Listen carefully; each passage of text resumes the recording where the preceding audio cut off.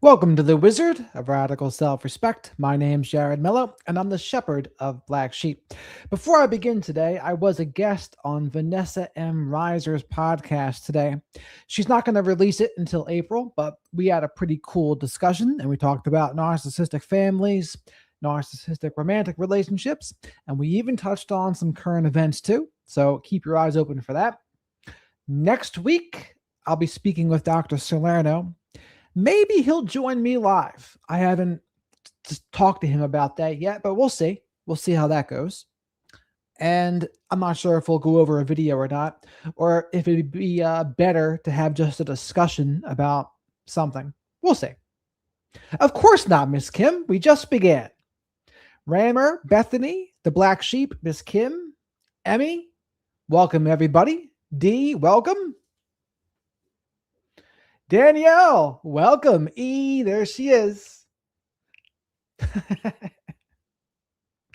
I slept right through the severe thunderstorm this morning. Yeah, we got a bit of a severe thunderstorm right now. Don't forget, welcome. Barb, welcome. Glad everyone can be here, even though I'm late, as I'm sure people will be eager to remind me in a minute. But I was mentioning how I was on Vanessa M. Reiser's show today.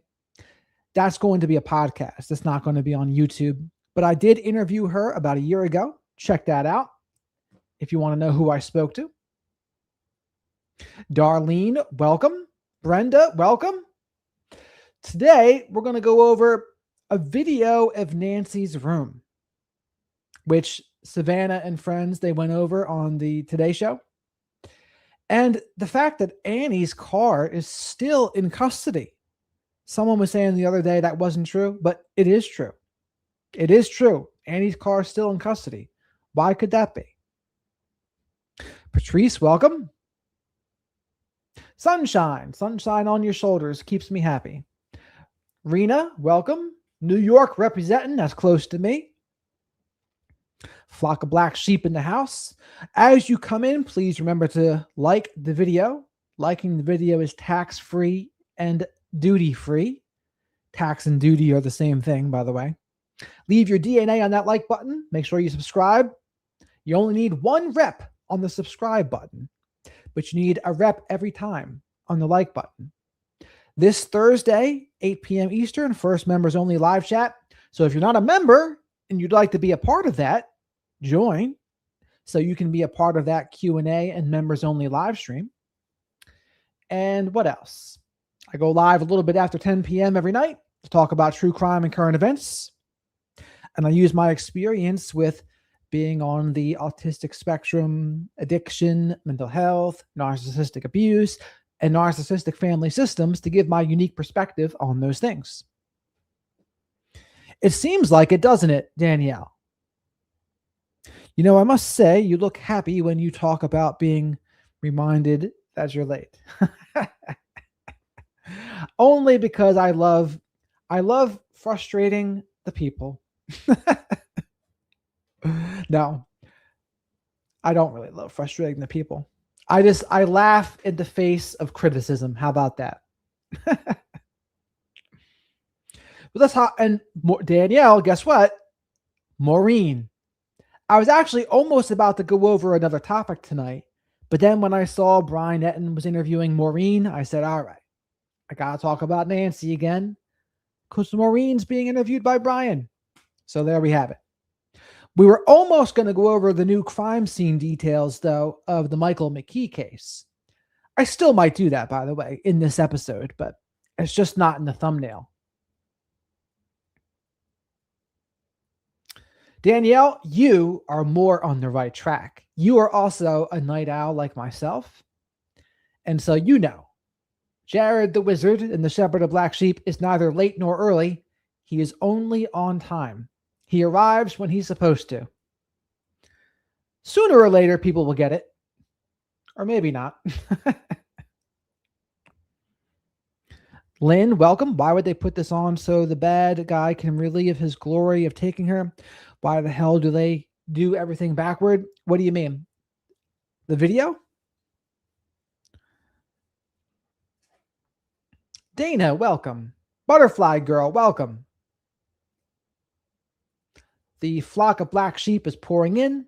If you're tuning into this live, say hello to the flock of black sheep here in the live chat. We've got an awesome community here, very encouraging and supportive group. So, people say if they haven't gotten along with others in the past, didn't fit in, they fit in here. George! OG George. Just like OG Danielle. Welcome, George. Mr. Brooklyn. He says, I'm finally here. You may start the show. If you say so. Only because he said so, we're going to start. Hey guys, thanks so much for checking out my show. I really, really appreciate it. Please click to subscribe. I appreciate all the support. It is now day 39 in the search for Nancy Guthrie. Day 39, and look at Brian in a city of sorts, not in the desert for a change. Interesting. I'm still here in Arizona. I'm actually in downtown Tucson right now. This is the courthouse here. Been trying to check into some of these search warrants.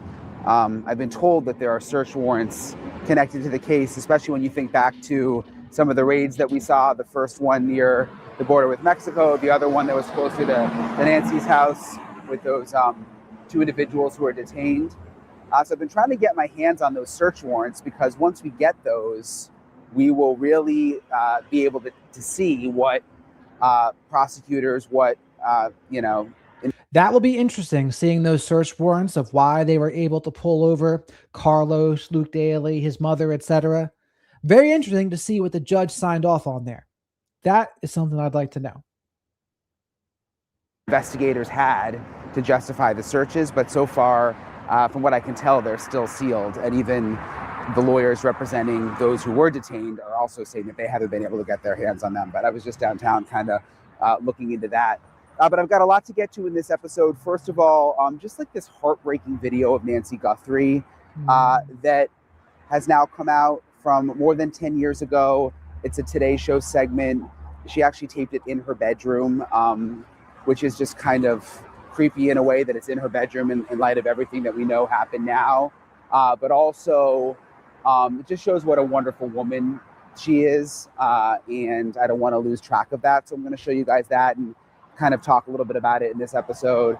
Also, a lot of questions about Annie Guthrie's car. Remember, it was taken by police for processing. It has still not been returned, and I've got the latest on that and why that may be. That is interesting. Annie's car still has not been returned. That is wild. And by the way, for those of you who don't know, this is Brian Etten. Make sure you support his work, subscribe to his channel, like his content. I think he's the best reporter on the case right now. I trust him more than anyone, and he's got a good sense of integrity. And in this space, I think that's very important.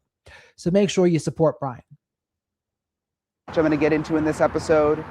And then, one thing that has troubled me with this case, and I think is one of the reasons that a lot of us feel so passionate about it, is just because a lot of us have either parents or grandparents that we worry about, that we take care of, that have caretakers, that we just get concerned about, people we don't trust going in and out of their homes. So I'm going to talk to Moren O'Connell, our retired FBI agent, about that. Some of you guys were asking me, what are some tips? What do we do to make sure that our parents stay safe, that our grandparents stay safe with all of these helpers around? And Moren is literally the perfect person for that. And that's a great question too, right? So if you know someone in your family that's elderly, maybe on their own, how do you protect them? How do you make sure they're safe? This is a very practical thing to talk about for everyone, right? Because for Nancy, whatever happened is already too late. What's happened has happened, and we just have to hope and pray now. But for other people, it is not too late. So pay attention to what Moren and Brian talk about here. So I'm going to talk to her about that. And then also some new information. There's been this controversy with the sheriff here in Pima County about his resume. Kind of mentioned it the other day, but there were some errors in his resume that have now come out. A local newspaper did a big story on it. The sheriff is now reacting. So I'll get into all of it in this episode of Brian Ensign Investigates. All right, hey guys. Yeah, so I'm in downtown Tucson today, which it's actually pretty cool in some parts. I spent a lot of time here over the last month just since I've been here. It's like. And by the way, please remember to like the video, leave your DNA on that like button. Likes are duty and tax-free, and subscribe to the channel if you're not already. 20 minutes from Nancy Guthrie's house. She kind of lives outside of town, obviously up near the foothills. But it's like everything feels like it's 20 minutes in Tucson. And that's funny. Some of the locals have told me that too. Like it takes 20 minutes to get everywhere in Tucson. But a lot to get to in this episode. I wanted to start though with this clip. And I don't know why it really, I don't know, it made me feel emotional seeing it. Because we had all seen the recent clip when Savannah Guthrie went around Tucson with her mom. It was like this whole Today Show coming back to Tucson segment. And that one's gone pretty viral since Nancy went missing. And I told you guys, I even went back to some of the places that they visited, like the Mexican restaurant. And I was told that the FBI has even been there sort of investigating because they went there as part of that segment. And at the Mexican restaurant, they were telling me that the FBI came by and said, you know, was there anyone here who looked suspicious when Savannah was here filming with her mom? Anyone who wanted to take pictures or who got angry or who was lingering around in a creepy way? So I know that that was part of the investigation. And that clip, again, I think we've all seen by now, that recent clip where she went through Tucson with her mom. But there's this clip, it's from, I wrote it down, it's from 2013. So this was a while ago. This is more than, 10 years ago. Again, from the Today Show, though, where Savannah had her mom on, and it's just so weird because the clip is actually shot in her mom's bedroom, and she was still in that. I mean, she was in that house since the 90s. So, it's the same bedroom that she was, likely abducted from. And she is kind of showing how. And that is true, right? This is probably the place like this. They probably came to her room there, right? So unbelievable to think about. And especially when Nancy talks. We've played a video of her once before, and it's kind of what made me cement the idea that I think the motive for this was punishing Savannah, revenge on Savannah, because I saw the dynamic that Nancy and Savannah had. Because there's something very warm and positive about Nancy's energy. And it's just really infuriating, honestly, that someone would go through all of this to punish Savannah, or for whatever the motive was. Out of control, honestly. How to make a bed, but it's just, I don't know, you guys are watching right now. It just shows what a wonderful woman she is, I think, and the relationship that she had with Savannah. And I just wanted to kind of play the full thing for you guys, because I think sometimes I at least get so wrapped up in the investigation that I lose track of sometimes the human side of it, just by nature of like running around all day. And then I see something like this and it just really hits home. So take a look at this. My mom is up early in Tucson, Arizona. Nancy Guthrie joins us now. Hi, Mom. Good morning. Hi, Savannah. Well, Hi, everybody. Listen to her. She's got such a grandmom voice, right? A loving, caring grandmom voice. Such a shame. So this is her room here. And she got up really early in the morning to do this segment on Savannah's show. I see that you've already made your bed, even though it's 3 a.m. there or whatever. Exactly. Mom, why was this an important skill to teach me? Well, I think everybody needs to know how to make a bed. And so when the time came to teach you guys how to make a bed, this is what I tried to teach you Now, anyway. this is not just your standard bed making. This is the hospital corners bed making. We're talking you can bounce a quarter off of it, right, Nancy? Natalie, don't put me to the test. It's way too early. She's backing off. Nancy, I just want to know how difficult Savannah was when you tried to teach her this. How much screaming and stomping her feet was involved? All three of the kids thought it was a really worthless skill. Oh. Oh, yeah, we're nice. But to this day, you make your bed exactly this way, don't you? Well, I don't make my bed, technically. I just kind of leave it. That's a legal term. Are there bed elves that come in? No, I mean, I'm a little intermittent. And So here's a little bit of a tidbit from the Shepherd of Black Sheep here, myself. I make my bed every morning because I watched that video about Admiral McRaven.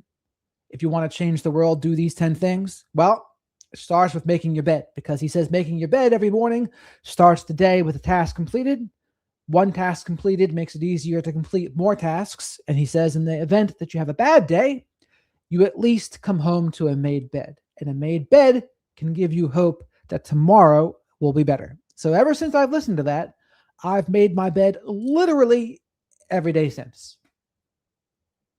But it's an example of how small things can compound into big things. Because if you can't do the little things right, you're not going to be able to do the big things right. That's the reasoning behind these wands as well. To keep a little magic in each day and to remember the little things in life matter. As I just shove the sheets and throw the comforter over it. Mom, You're not listening to this, right? But if I had to, in a pinch, make a hospital bed, I think I could because of this delightful skill that my mom. I think you can't have an organized mind if you don't have an organized bed. You want to get a good start to the day. Yeah, so how do we do it? So, Mom, first you show everybody how to do it, okay? And then you can judge how we do it. Okay, that sounds like a plan. Well, basically, since my bed's already made, the most important thing you have to do is to make sure this top sheet is really pulled in here tightly, because that's going to give you your smooth corner. And the tuck under. Then you pull this over, and you make kind of like a triangle. I remember your that. top sheet. Don't get started yet. And then, I'm not getting started. When do you make and then the you tuck it triangle? under as tightly as you can. But here's the little skill. See this nice corner? Yeah. You want to make sure that's as tight as can be. Okay. You tuck it in. And you keep cookies in Then there. when you sleep, there you go. And then, Mom, So when you sleep in the middle of the night, it doesn't pull out. All right, we're going to try it real quick. Here's the first thing. How do you Look at do the that? monitor. Nancy, David, you're doing it all wrong. Okay, so you're almost done. Flip this over. Is it easier to do it that way, where you just kind of. And the flowers are still standing. Very practical advice here from the Today Show. Yeah, you good. Yes. Oh, Natalie can do it. Even she's got a broken hand and she still does it. Father in the military too. Oh, that's true. Oh, she did. Check it out, Mom. Look at Natalie's. It's quite excellent. Corner and the tuck. Yeah. What do you think, Mom? Oh, perfect. How's this corner? Natalie's is wonderful. When I get Don't the tuck, David wrong. we show David's. The whistling is a theme song. I forget from what show it is, but it's kind of either a military show or something. I can't remember. Maybe someone in the chat knows. Bella, I have a feeling you might know. I'll come over and make Savannah's bed for her. David, Nancy. Come on. You've never made a bed in your life, have you? No, I think that's pretty good. You just kind of. Wow. Total fit. Nancy, he needs help. Oh, well. Well, see, that's because Oh, there. for That's David, all this right. would He's be a pulling toy it up. bed. That's good. That's the problem is that it just, well, this is pretty long, actually. Now your shirt's untucked. Can you tuck that in? David, I'm joining you. Kind of. Okay, so- Mom, thank you so much. It's so good to see you. Thanks for coming on the show. I know What it's is early this there. Honey, Thank it's you, really Nancy. early. Yeah. Bye-bye. Bye, Now you can Nancy. get back in that bed that you I'll made teach so you a skill. beautifully. It's called napping when you get up at these hours. It's a good one to have. Love She's you, a Mom. parent. So really just heartfelt. Again, I think it comes through what an amazing woman Nancy Guthrie is. And it calls into question, I mean, some of these segments that were done, that one showing the inside of her bedroom, the other segment I mean, Nancy's just got such a sweet, loving, caring vibe. I think it's one of those things that just emanates from her. You can easily see it, which just, again, it humanizes the whole thing here. And it just makes it that much more depressing and frustrating considering what happened. Savannah Guthrie's homecoming to Tucson. It just makes you wonder, it goes back to the Savannah stalker theory. Is it possible that there's someone who saw these segments and that may have had something to do with everything that happened? Again, we don't know that yet, but I think it is a possibility based on everyone who I've talked to and all of the retired FBI agents that I've talked to, that this could be someone who was obsessed with Savannah and who may have gone back and, looked at some of these things that exist online. So I think it's something worth considering. Another new update, a lot of you guys, one of the biggest questions I get is what happened to Annie Guthrie's car. We know that Annie Guthrie, of course, Savannah's sister, that her car was towed from their house by law enforcement early on in the investigation. Now, a reminder, the sheriff has totally cleared everyone in the family, Annie Guthrie, Tommaso, her husband, and said that they have nothing to do with the disappearance of Nancy Guthrie. But it has been curious where the car is, because they towed the car early on and the car still has not been returned. And the latest from the sheriff's office is they're saying the car connected to the Nancy Guthrie investigation is set to be returned to the family soon. That is what the sheriff's office is saying.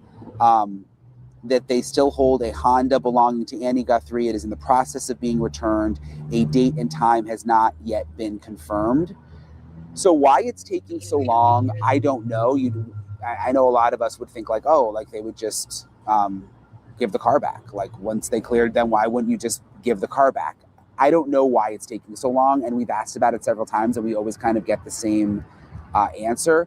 One thing that I can say is just from past cases that I covered, like when you look back at the Brian Koberger case and the way that they went through his car, just the way they look through cars when they're investigating.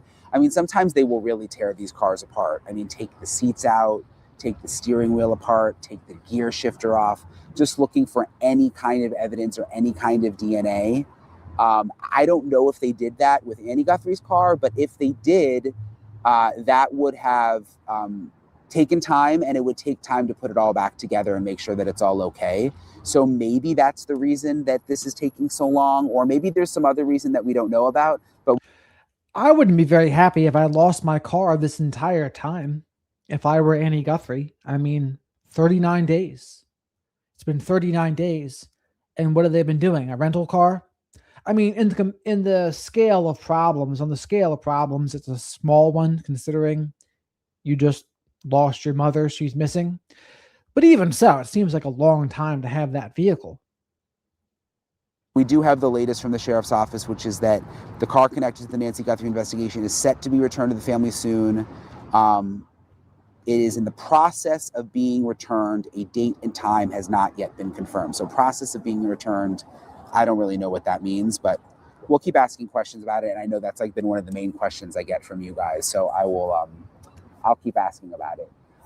The other thing I want to talk about in this episode is, there's a couple things, this is something that's been weighing on me too. Like, everyone's like, why is this Nancy Guthrie story still so big? And why are people so interested in it? There's so many missing people. It's just the celebrity element because of Savannah Guthrie. And yes, of course, the Savannah Guthrie celebrity element is part of it. But I've always thought it has something to do also with people connecting to this because they worry about their own parents and grandparents who are getting older and living alone. And I know that's something that I personally have connected to this story because of. And a lot of my friends have said the same thing. And after I did my last episode about... and that's a good point. I mean, a lot of people worry for their parents and grandparents that might be in this situation. And it's one of the reasons I think, like you said, so many people are tuned into this case, because people don't think that this is going to happen to an 84-year-old woman. It's just usually not on the forefront of people's mind. You might think, oh, they can be the target of fraud or a scam. You'll probably think that is more likely. But how many people thought, oh yeah, my 84-year-old mother or grandmother might get abducted or taken from her home? It's usually not what you would think. So this brought awareness to that issue. But while you're here, please remember to like the video. Likes are free. Leave your DNA on that button. Subscribe to the channel. Super chats are a great way to support the channel and get questions answered. Super stickers, great way to support the channel. And channel memberships, great way to support the channel. Tomorrow night, 8 p.m. Eastern, will be the first members-only live chat. That'll be a Q&A, and we'll see what else we do in that. And thank you very much to everyone's support so far. The possibility of elder abuse in Nancy Guthrie. You can go back and look. I did that one a couple of days ago. A lot of you reached out to me and in the comments too said you should do something where you give, get a professional to give tips about if you have older parents, like what can you do to keep them safe? Should they Uber? What kind of cameras should they have? How do you keep track of the people coming in and out of their house and make sure that they're, not going to hurt them or take advantage of them in some way? So I talked to my good friend Maureen O'Connell. She's the retired FBI agent, my friend who I have on a lot. She's perfect for this because she's dealt with this with people in her family. She also now has a business where she helps people sort of sort through these issues. So I wanted to play you, and she's just real. That's the other great thing about Maureen. I mean, and that's the other thing Maureen does. Her job is security. I mean, she's no longer an FBI agent, but she does security now. And one of the ways she does security, I imagine, is with home security. She's not going to just be like, oh, you should do this and blah, blah, blah, blah, blah. Like, so she just tells it like it is. Like, what can people really do, especially in light of what we know with what happened with Nancy Guthrie. So I wanted to play you this conversation that I had with Moren. You and I have talked about this. Obviously, the celebrity factor with Savannah Guthrie is one of the reasons a lot of people are interested in this story. But I find maybe even more so people are interested in it because they have loved ones, parents, grandparents who they worry about, who are living alone. Yes. And this hits home for them because this is like their worst nightmare. Absolutely. Like the lady up the street that my husband and I love and care for so much. She's been telling me she really wants soft serve. She doesn't know where to get it. Everyone's always trying to drag her to Pinkberry, but it's too bitter, whatever. And I'm like, oh my gosh, I'm getting her soft serve right now. I'm not going to let a minute go by without trying to do something nice, because she's the same age as Nancy. She's just as sweet as how everyone, describes her. And there was something else last week where I told my brother, babe, she's 84 years old. Just make it for her. And he did, and he ran it up to her, So I think everyone's going the extra mile for the older people in their communities, just out of love and respect for Nancy and what her family's going through, Yeah, and I just wanted to, because I know with your business now, and you advise people and you help people to be safer and stuff. Because so many people watching this, I think, are wondering, like, what can they do? What do you recommend in terms of cameras? Especially because, like, most people can't afford 1 million cameras in the best system, but for what most people could afford, what would you recommend? Well, I have a camera specialist. This is a great question by Brian. For people who are price conscious, what would you recommend for security? What kind of cameras? Let's hear what Moren has to say. On my crew, and so he usually does that. But I can tell you that you should have point, tilt, and zoom cameras, and you should be able to have complete coverage. What you really want is to be able to sit in your home and use your phone if you hear a noise. Like, don't open the door, don't go to the window. Have enough coverage with your cameras where you can just see what the threat is from the comfort of your own room. And make sure you lock all your doors and windows every night. Most people don't realize that a lot of offenders get in through the bathroom window. Most people, if you have a window in your bathroom, you always... So point and tilt cameras, make sure your windows are secure. And someone just asked my background. My background is I've gone to school for addictions counseling, and I've worked in addiction rehabs for teens, drug and alcohol rehabs. Went to school for mental health counseling, and that's how I became a coach. But what I talk about in terms of narcissism, I learned that from living through it myself, because I do think when it comes to narcissistic abuse and narcissistic families, it's going to be very difficult for people to understand it unless they've lived it themselves. And I have. So I've lived it myself, and I've also learned from many professionals in that regard as well. So that's my background. Always leave it unlocked. And they're just saying, everyone recommends, and the best practices are 100% don't leave any window unsecured or unlocked. Now, most people say no one can get through my bathroom window. That's what they all say. I mean, people can get through really small spaces. Just look at, any type of movie about prison escapes. They're getting through tiny little holes. It's insane.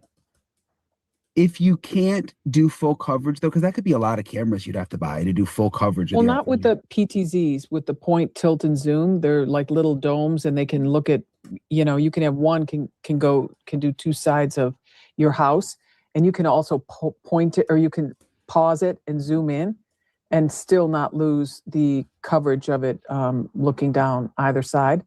So I do offer one-on-one consultations for people that have or just want clarity and guidance on a narcissistic person or a borderline person in their lives, whether it's a romantic relationship or a family relationship.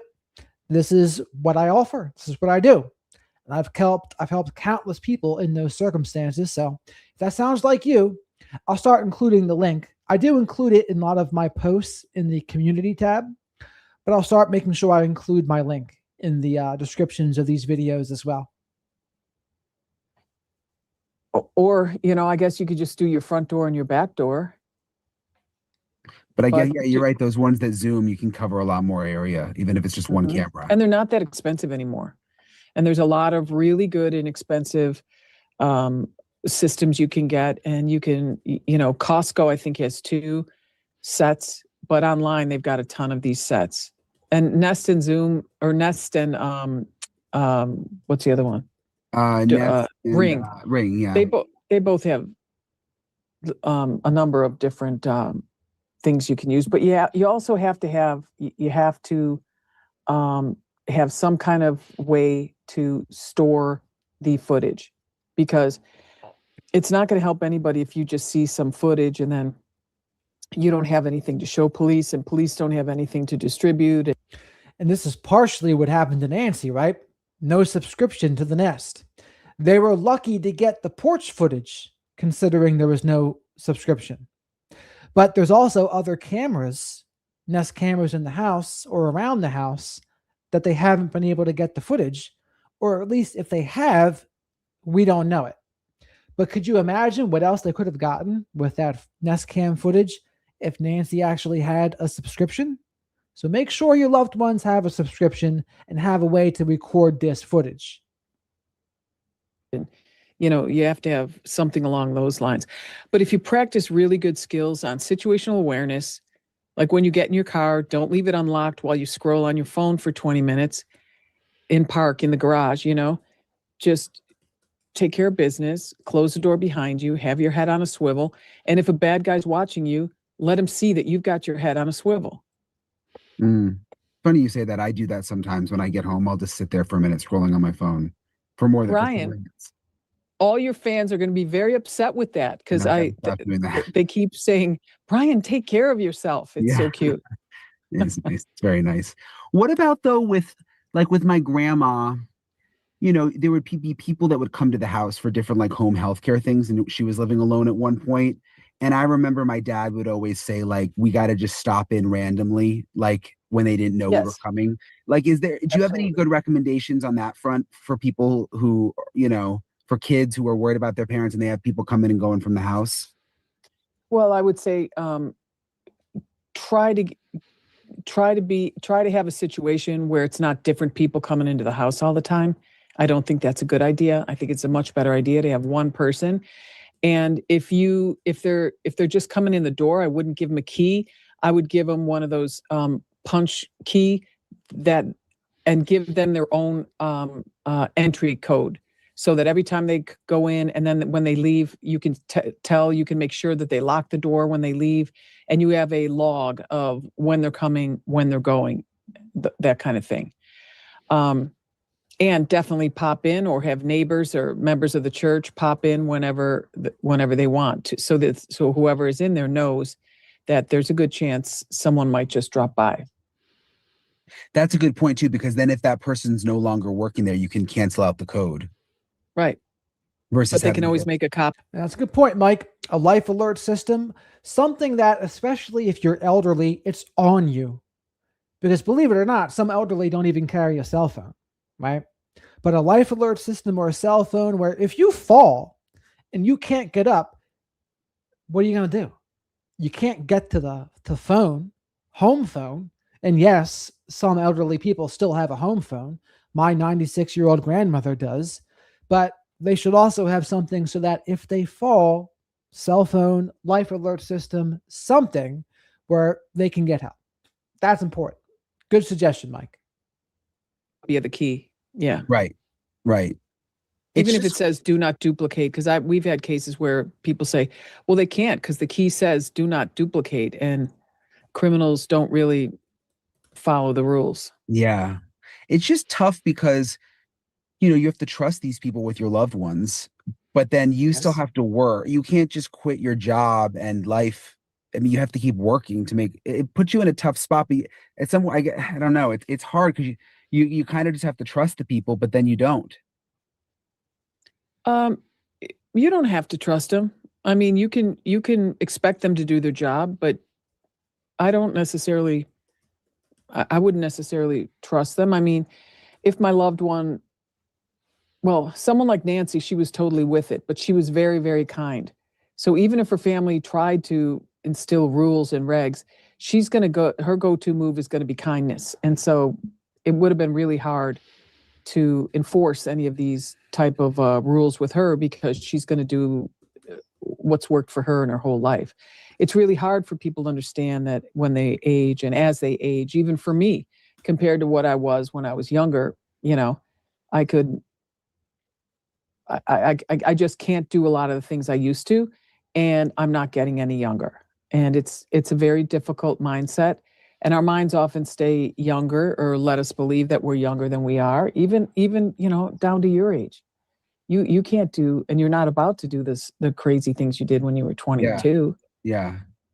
It's all It part is of the weird how you process. start to know. I'm 40 now, and you do start to notice there's but with Nancy, even though she was totally with it, some older people, they just get a little more, I don't know if it's more trusting. Like, you think about these phone scams. Yeah, I had a friend whose grandma got taken on one of those scams. They try to say, oh, your grandson's in trouble and you got to pay the bond. I mean, and these are people who are totally with it too, but I don't know if they just become more gullible in a way. No, I just had 2 friends of mine who are not even old, and they fell for it because some young man was screaming in the background, and they said, "This, I'm a police officer. Here's an attorney. We're going to throw him into general population unless you come up with $10,000 cash right now. What's your address?" And he gave him their address, and I was like, he said, "I could hear my son screaming in the background," but it wasn't his son. I mean, so what do you do? So how do you? So that's a common thing. Scams to the elderly. They'll get them on the pop-ups because the elderly don't know. They see a phone number. They can't exit out of a screen, right? Because that's how the scams go. It's a pop-up and it's really difficult to exit out of it. What you have to do is basically turn the computer off and on to get out of there, or Control-Alt-Delete or something. But the elderly think they have to call the number on the screen.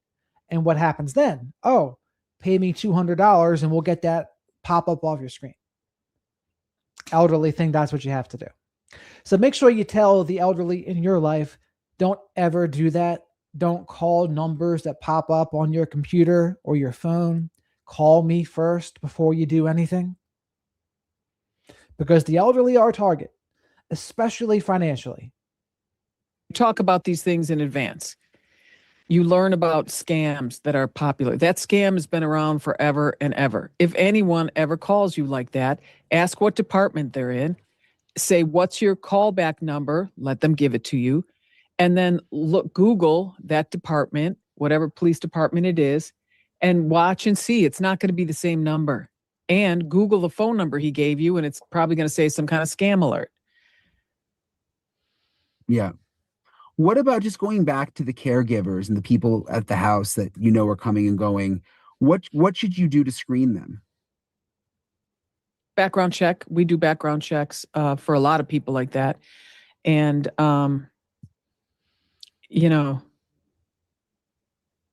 a lot of people do not do background checks. They'll just hire someone based on what a neighbor said. Oh, yeah, she cared for me. Or I see a lot of people on Nextdoor app saying, hey, does anyone have anyone good that can stop by and help my dad with all of his booking and his paying his bills and all this stuff? I was like, red alert, red alert. What are you doing? Yeah, you can maybe get a name that way, but the one thing I did say was, I really hope you're going to do a comprehensive background check, because giving him his checkbook, all of his credit cards, all that stuff, access to his accounts. I mean, it's someone that can pay all of his bills online. That's what people do all the time. Yeah, that's crazy. Looking for the quick fix. With the people coming and going, though, and sometimes it's like you'll have one nurse or helper, and then they'll trade that person out because that person's sick or off. It's hard to keep track of everybody. It is. But if you're with a reputable company, they have insurance, and they have they keep close tabs on a lot of these people. They do background checks because they have to, because they're insured and licensed, and in order to do all that, you have to have these checks and balances in place. So that's actually a much better option. To go with it, I have to interject here because I do this all I've done this with my parents, and who is interjecting here? It's like the voice of God has entered the chat. They're not mentally like perfect. And they've done so the scam thing came up with my son. And my dad called us right away. I mean, even though he's not there exactly because they told him not to call the parents. So that's a trigger for my dad. He'll call your parents. But I wanted to say also, you should need to meet those people and you need to watch those people. Those cameras aren't just for the people living in the house. If you have parents that aren't like mentally there, like somebody, if you need cameras in there, watching them doing what they're doing. Oh, That's right, Tiger. It's like Bruce Almighty. I think that might be Brian's assistant. But please remember to like the video. Likes are free. Leave your DNA on that button. Subscribe to the channel if you're not already. Come say hello to the flock of black sheep here in the live chat. We got a great group of people. Super chats are a great way to support the channel and get questions answered. And becoming a channel member will give you access to the members-only live streams. So first one will be Thursday, 8 p.m. Eastern. And of course, there's still going to be the normal live streams as well. So it's just a bonus. You won't be missing out. a good idea. Yeah, I'll ask you that more. I mean, do you recommend cameras inside the house, Maureen? If you have people coming and going?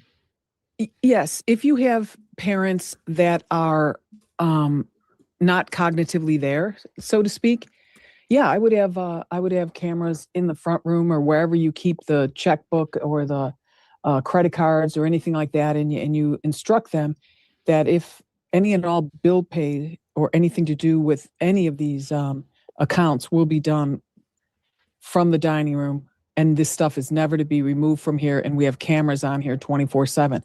Sometimes you just have to put the fear of God in people a little bit before you just to set strict parameters and stick with them, and then call them once or twice and ask them a question. Hey, I noticed that you had the checkbook and it appeared. Tiger Shark, thank you very much. Think he may be a serial predator, worked alone. That's not impossible. I thought there'd probably be at least two people, but it wouldn't shock me if he worked alone. I mean, we saw that video that Ashley Banfield made the other day where that guy, Carlos, he did do such a thing alone. So it's not impossible. Thank you for the super chat, Tiger Shark Diver. From the footage that you stepped out of the room with the checkbook, and I wanted to know what was going on with that. And, or even if it's not about the checkbook, even if you say, hey, I noticed my dad was there and there's something on his account. Were you aware of that, or did that happen when you were sitting at just let them know you are watching them. Smart. Yeah, you seem like you would be good at putting the fear of God in people like that. Yeah. I could see you being good at that. They say that's one of my fortes, yes. I don't know why. As always, I really appreciate Maureen for taking the time to talk with me. We've really gotten to know each other well through the Nancy Guthrie story and through some other ones too. Nick Reiner, I started working with her on, so she's just awesome. And again, I just love how real she is. I think that's why you guys like her too, because some people you interview, it's like you don't get the real story or what they really think. And Maureen always just speaks from the heart and tells us how she really feels about things. And she was just such an amazing FBI agent before she retired. So appreciate her as always. The last thing I wanted to get to in this episode is this controversy involving the Pima County Sheriff, Chris Nanos. And there's been a lot of controversies, and a lot has come up with him since all of this began. And there were a lot of controversies with him before Nancy Guthrie that I just think most of us didn't know about because we didn't know about politics in Pima County.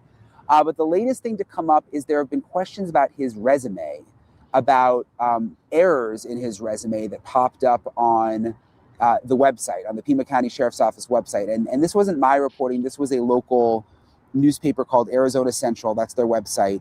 And they published this article that says Pima County Sheriff Chris Nanos' work history misrepresented on resume. And according to Arizona Central, they say Nanos' resume posted on the Sheriff's Department website says he worked at the El Paso Police Department until 1984. Records obtained by the Arizona Republic tell a different story. Nanos resigned in lieu of termination from his hometown police department in 1982, 2 years earlier than is stated on his resume, according to records provided by the El Paso Police Department. Again, this is to the Arizona Republic. His decision to step down to avoid being fired followed a long list of disciplinary issues at the department, records show. Nanos had notable successes, they say also, though. He was named Officer of the Year for saving his partner's life. He made headlines for the risky work he did. But there was a series of allegations, including insubordination, excessive force, off-duty gambling, and tardiness that caught up to him, according to the newspaper. So they did this whole expose on it. It seemed to really upset the sheriff because he sent out a whole statement to all of the media about it, which I'll read you in a second. But he also wrote back, and they included this in their article. The Republic published what it described as an email response to the questions. They basically emailed Nanos asking about these discrepancies in the resume, and then they say he wrote back, "That's your urgent request? You sure you don't want to go back to my high school and ask why I got swats from the principal?" It read, "Good luck with your hit piece."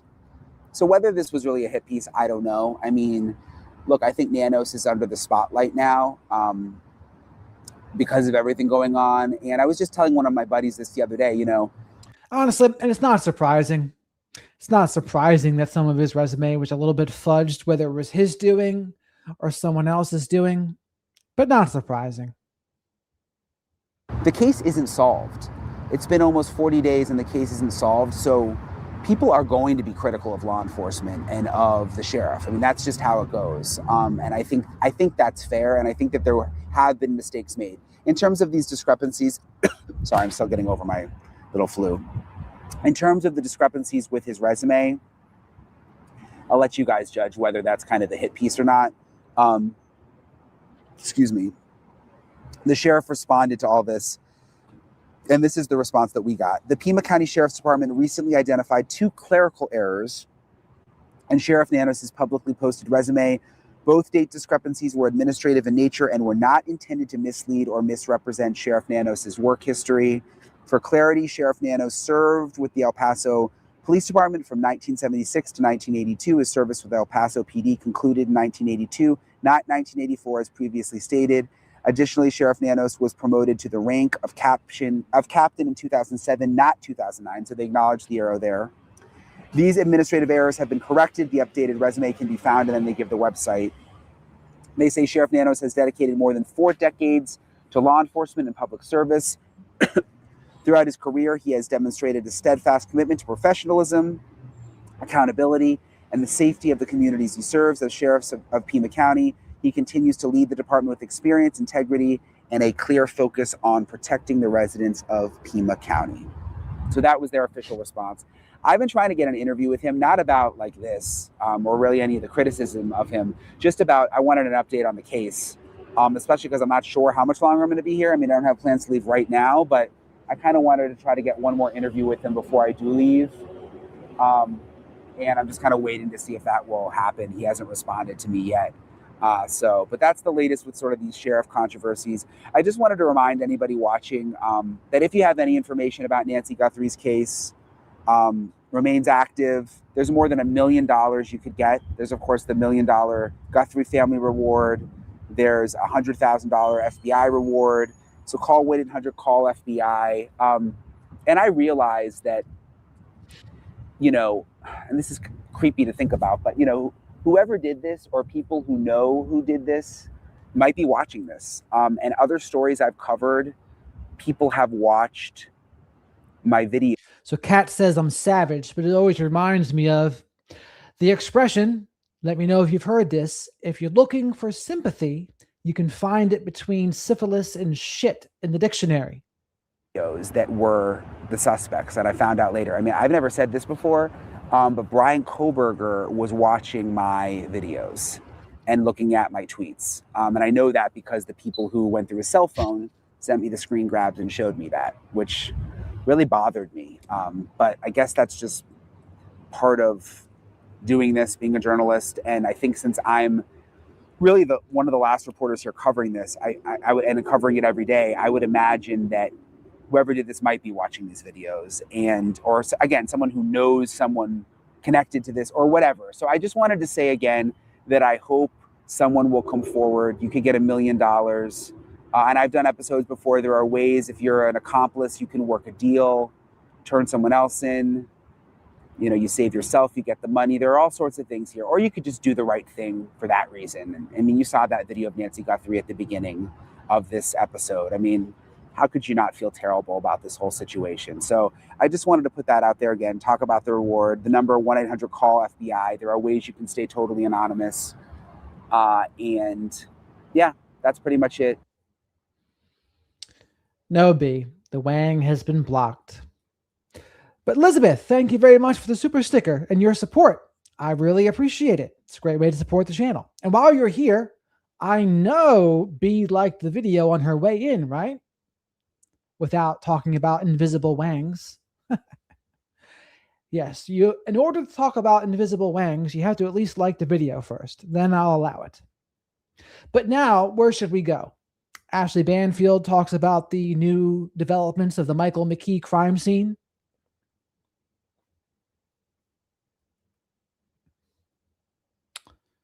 Yuck.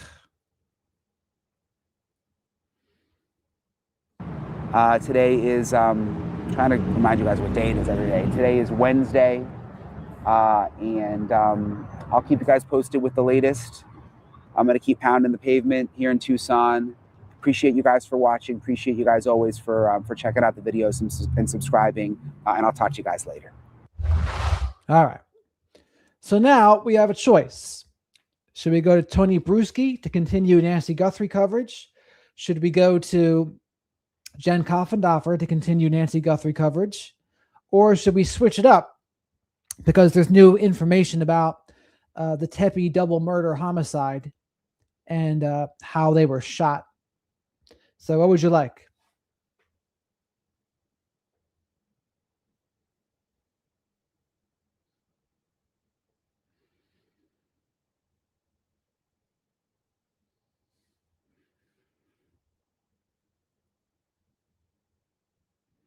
So let's see here. Thank you, Danielle. Yes, please remember to hit the like button. The like button is your friend. Swallenbit says, oh, the lady in the Ashley B is Dr. Pepper. Not sure if that is the lady we saw on this channel before. I like her. I mean, we can check it out because there's not much else going on with Nancy. There's just the talk about the signal, something or others. Kelly, thank you very much for the super sticker. Your support is greatly appreciated. I try to demonstrate my gratitude. So super stickers, great way to support the channel. Thank you so much, Kelly, for your support.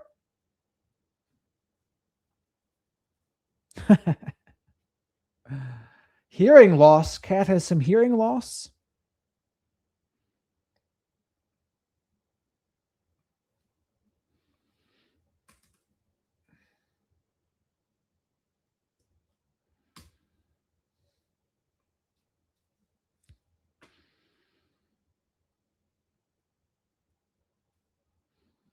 Air Force General tied to UFO secrets vanishes. New Ashley Banfield video.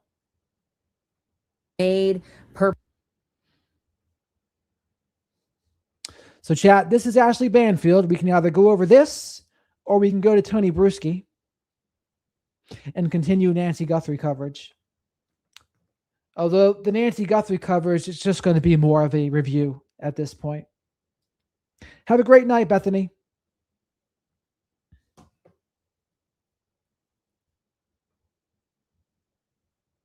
Hey everyone, I'm Ashley Banfield and this is Drop Dead Serious, and holy hell, there is some breaking news out of Columbus, Ohio on the Tepee murders, and it is jaw-dropping, it's earth-shattering, and it's very sad.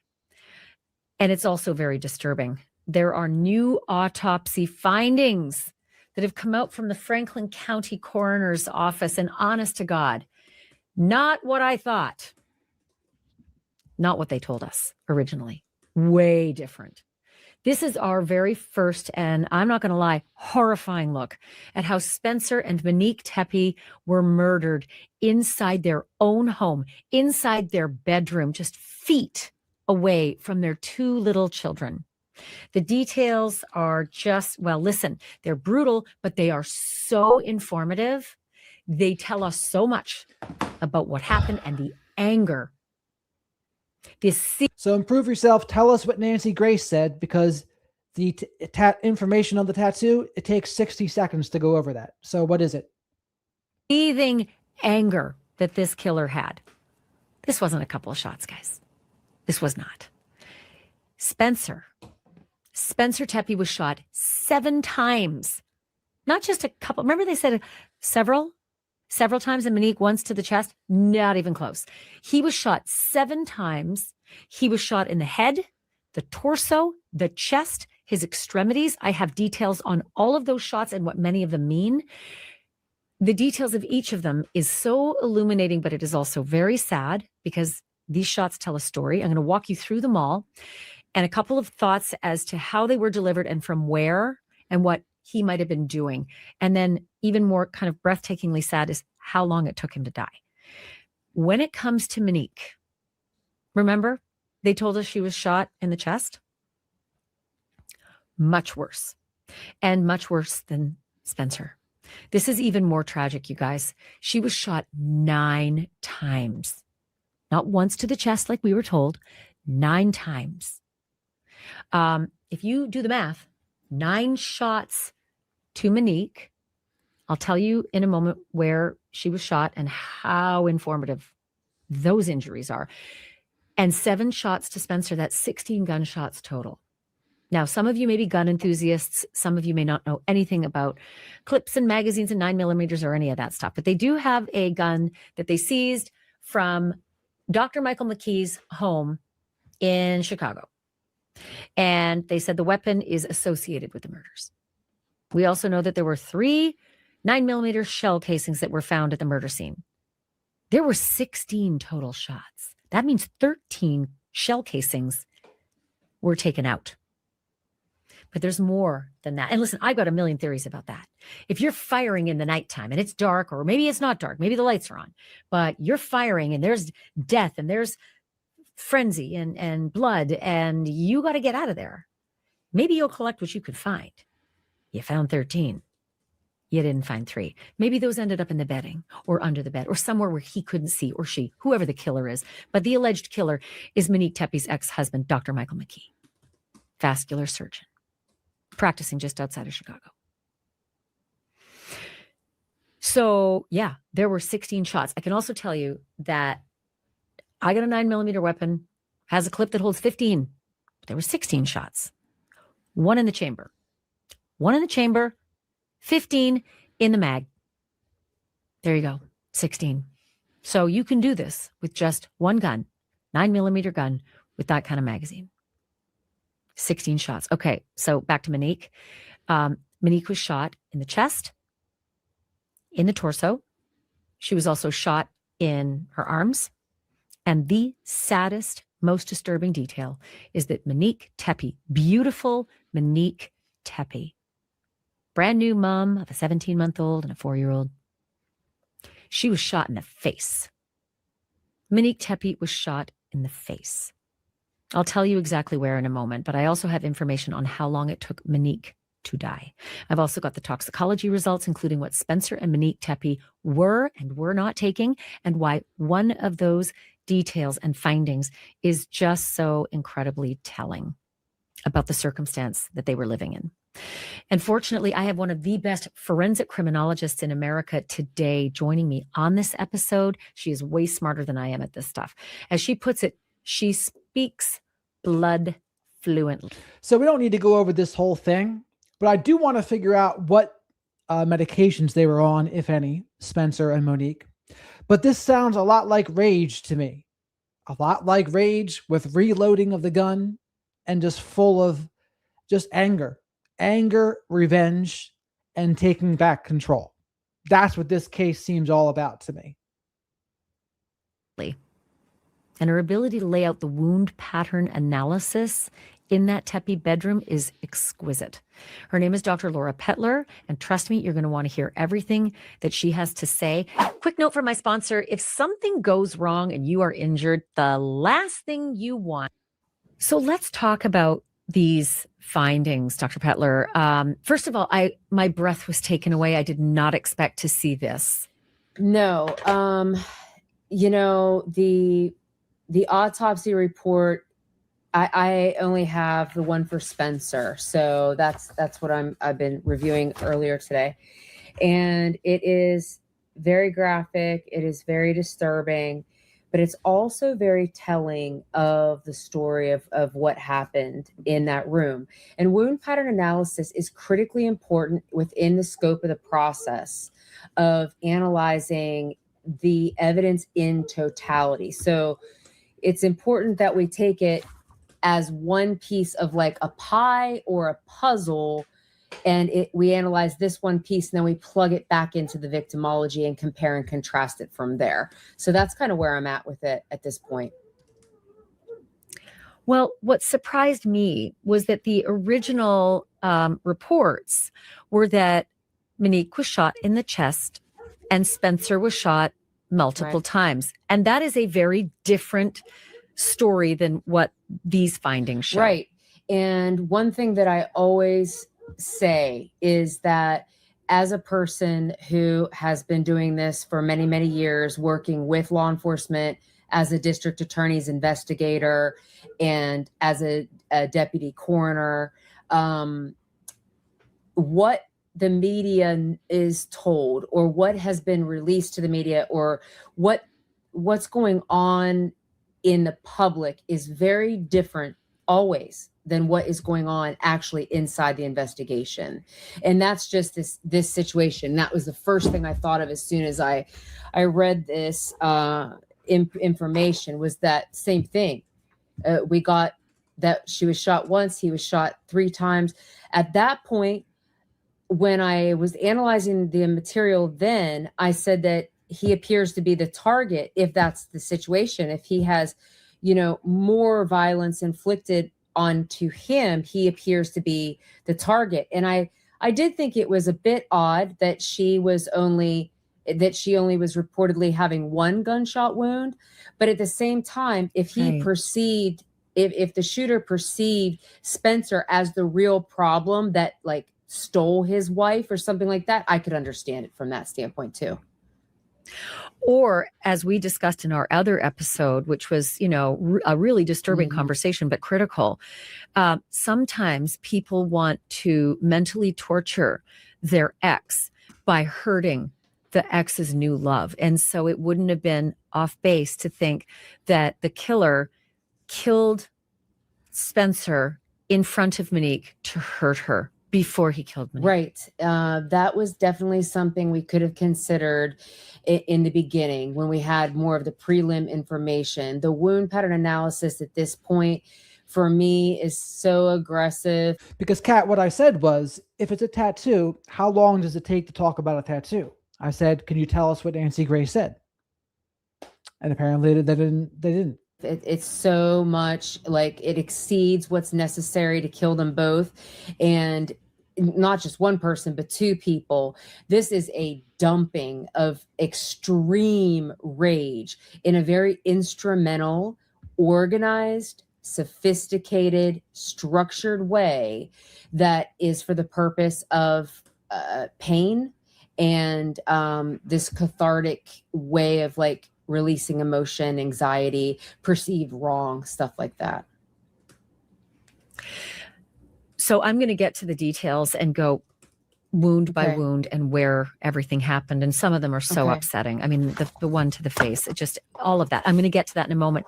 But I do want to touch on the fact that originally we were told there were only 3 shell casings recovered, not if there were 16 gunshots. So what is your assessment of that story? 3 reported casings found, 16 shots. One of the first things I thought of was the type of firearm, that was used. And is there an element of having to reload, like in the middle, or are there 2 firearms, involved? Was the magazine a large magazine that could hold that many bullets, that kind of thing? Because that is a really specific question, whether or not I don't know if that information has been reported, but that would be huge to know if the offender in this case had to stop after shooting one person and reload, or is it going back and forth like this tennis match kind of thing? based on the positioning, I don't think so. And we'll get to that as we go through. And silencer suppression, device. Either there's 2 silencers if there's more weapons, but it sounds to me when you've got a suppression device, it's probably right. one weapon. And so, that goes to the sophistication of this and to the organized planning aspects of this. This is not like some frenzied attack. This is an organized, structured attack where the offender, and again, we'll get to this, but it's very important to recognize that he can control his position, right? And I'm saying his because there's been a suspect charged in this case. Following fair use for 30 seconds at a time is just not going to work. So, like, if she's that strict about it, we're not going to watch.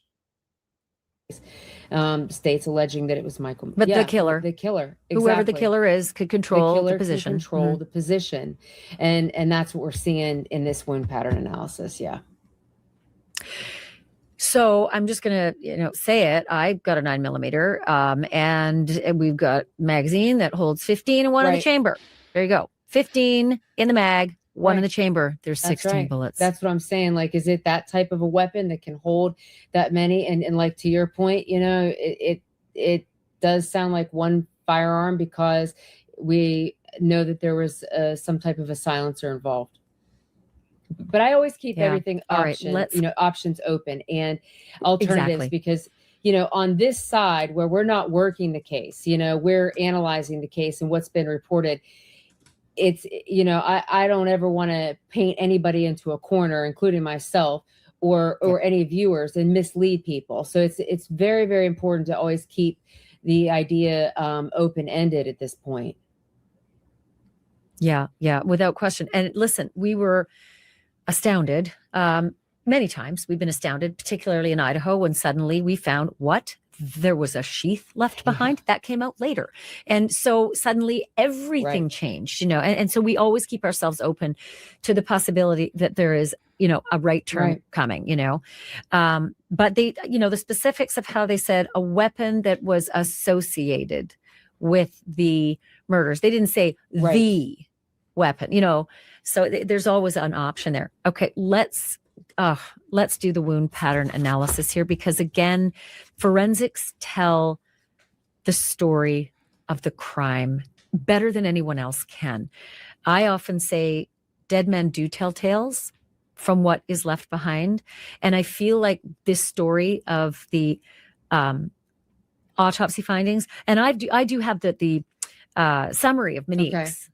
But let's start with Spencer, okay? Because you've got the autopsy of Spencer in front of you. 7 gunshot wounds. So let's just start there, because it wasn't just multiple, it was 7. Right.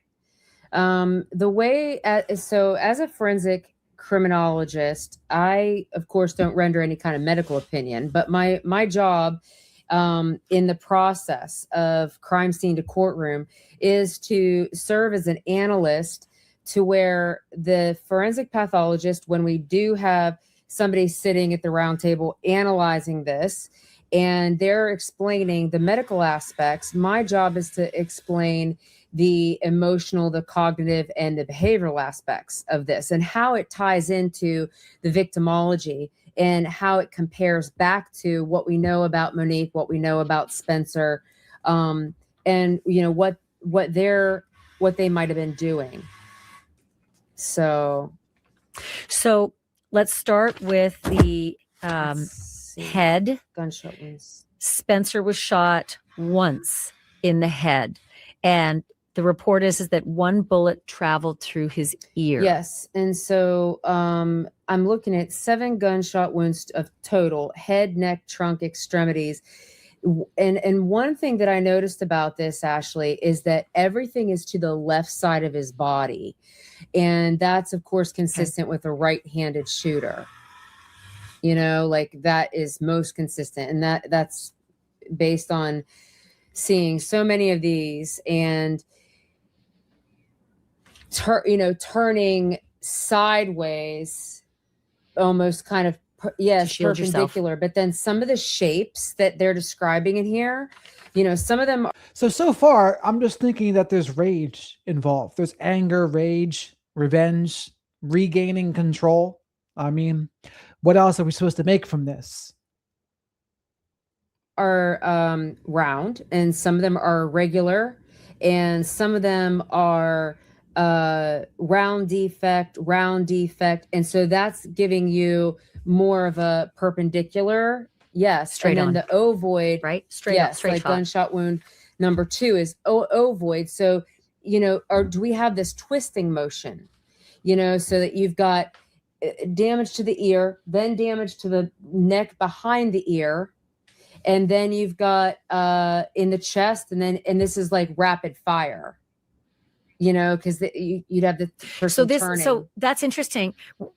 It tells me that the possibility is that the shooter was aiming for Spencer's face straight on, and as Spencer turned, he ended up being slightly shot, slightly grazed through that ear and out the neck. But that would be, the aim would not be, I think I want to take you out at the ear. It would be, I want to get you in the face. And yes, it could be directly to the face. And a lot of these anger retaliatory type offenders, of course, they're going for the face, they're going for the neck, the chest, anything, because like the wounds are not on the big toe, not in the knee, right? And so like where the wounds are is just as important as where the wounds are not. So, well, guess what? In terms of the Nancy Guthrie case, the only way the tattoo is going to solve the case is they got to find that person with the tattoo first. If you don't find the person, you're not going to solve the case. But especially since the alleged killer is a vascular surgeon and knows exactly where the kill shots are best. It's a complete reflection of what I call geno-enviro-socioculturalism, and that is my made-up word, literally, for the aggregate of how the offender's environment, education, institutions, traditions, customs, belief system, value, hobbies influence the emotionality, the cognition, and the behavior of the offender. And we're seeing a reflection of, I know where I have to shoot someone in order to kill them.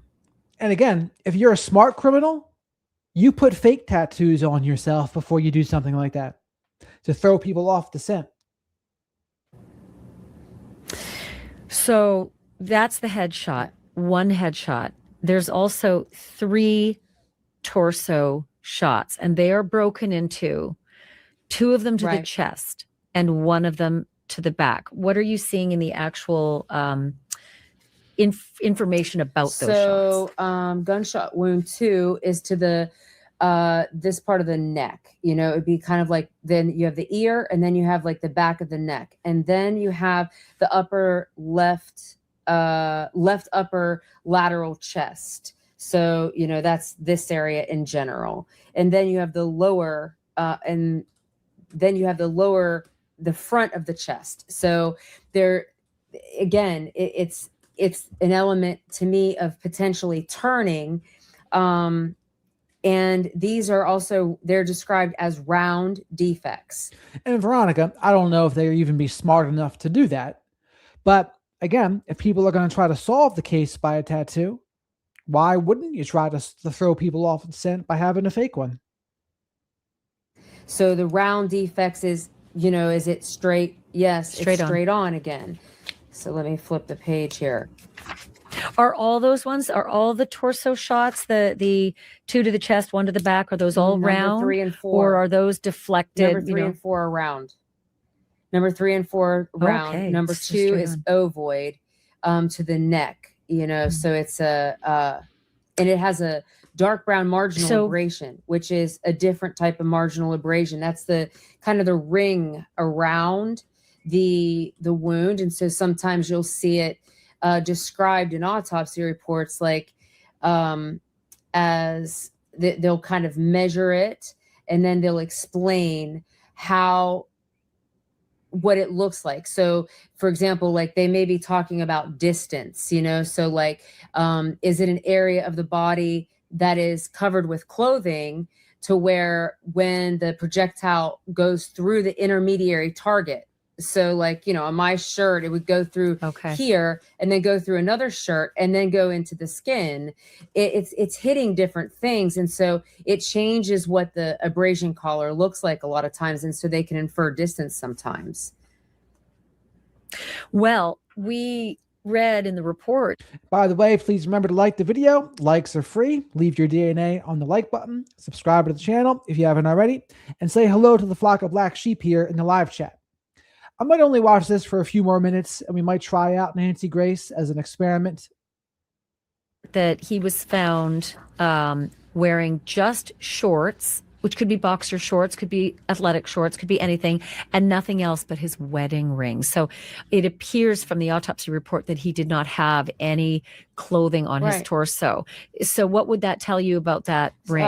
I couldn't draw an opinion beyond that, Ashley, because that would cross into the medical side of it. And I couldn't infer anything. Yeah. Doesn't tell you that it's close range though, or far range. You know when what? There's that My kind of color. experience with forensic pathologists has been that they all define the range a little differently. So sometimes they'll define something that was close range, then intermediate range, then distant range. And there's just a general guideline in forensic pathology that we use as reconstructionists for it.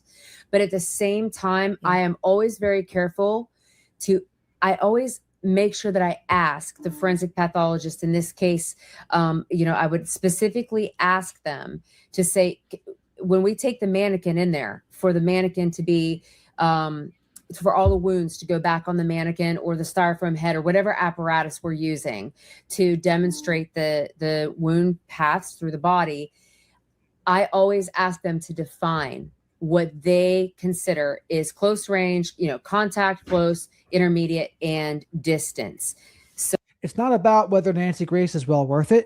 It's about me as a channel to see if she strikes me or not for playing it. That's why I'm hesitant.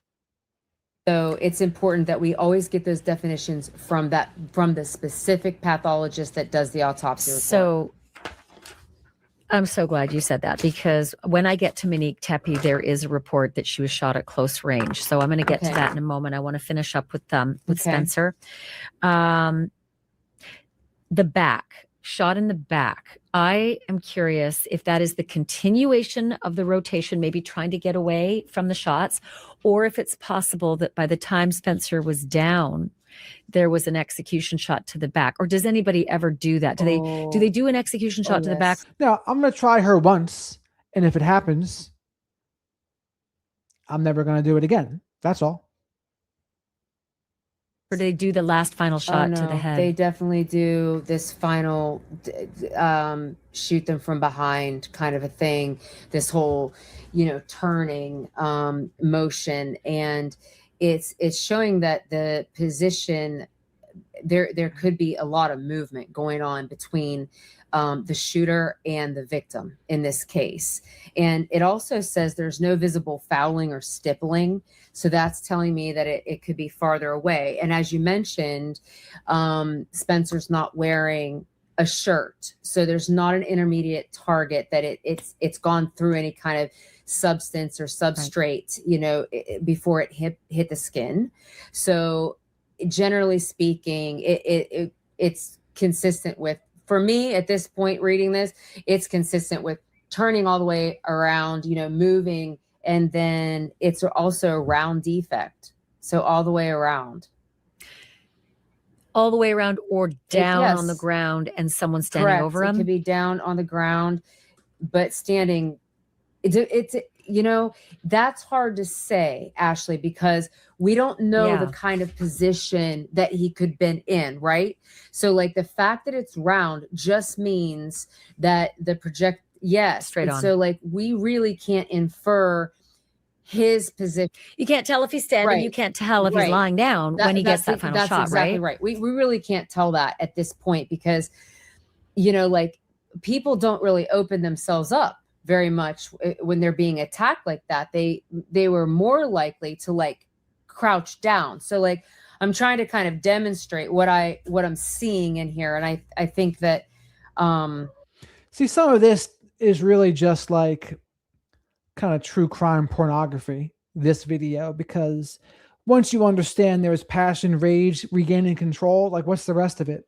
Just the gruesome details, the voyeuristic details of it all? Did we really need to know it? I don't really think so. I mean, I think the only thing it contributes to is whether he'll get the death penalty or not, perhaps, right? So he does this. Okay. Does it influence the judge and the jury's decision to give him the death penalty? That's the question. So press 1 if you think it will. So even though there's a moratorium right now with the current governor, I think in Ohio, but depending on the next governor, the death penalty might be available. But do you think he'll get it? Press 1 for yes, he'll get the death penalty. 2 for no.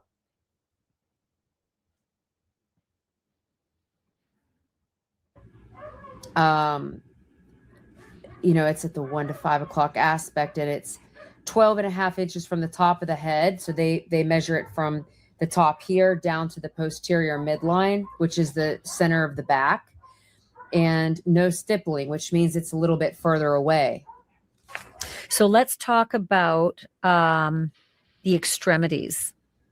He was shot once in his left hand and once in the right upper arm. And all I can imagine is somebody who says no and does this. That's right. No.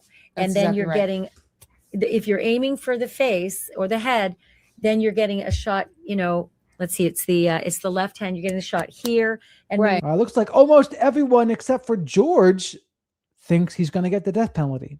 And considering how many shots there are and where they are, there's a good chance he does. That's the big thing this indicates to me is, okay, look at all these shots. Yeah, they might get that. the arm there, is that what you would picture? Yes, absolutely. And we see that a lot of times in these types of cases that where, one of the questions that I always ask a forensic pathologist is, can the victim make purposeful movement? And that's really, really important. What shot is fatal? You know what I mean? Like, you always have to identify, is the ear shot fatal? Is the neck shot fatal? Is the chest wound fatal? You've got blood pressure issues going on. You've got chemical issues happening. So we're at 26 minutes here. They're just trying to determine the gruesome details. I mean, outside of how many shots it took, do we really want to know the gruesome details?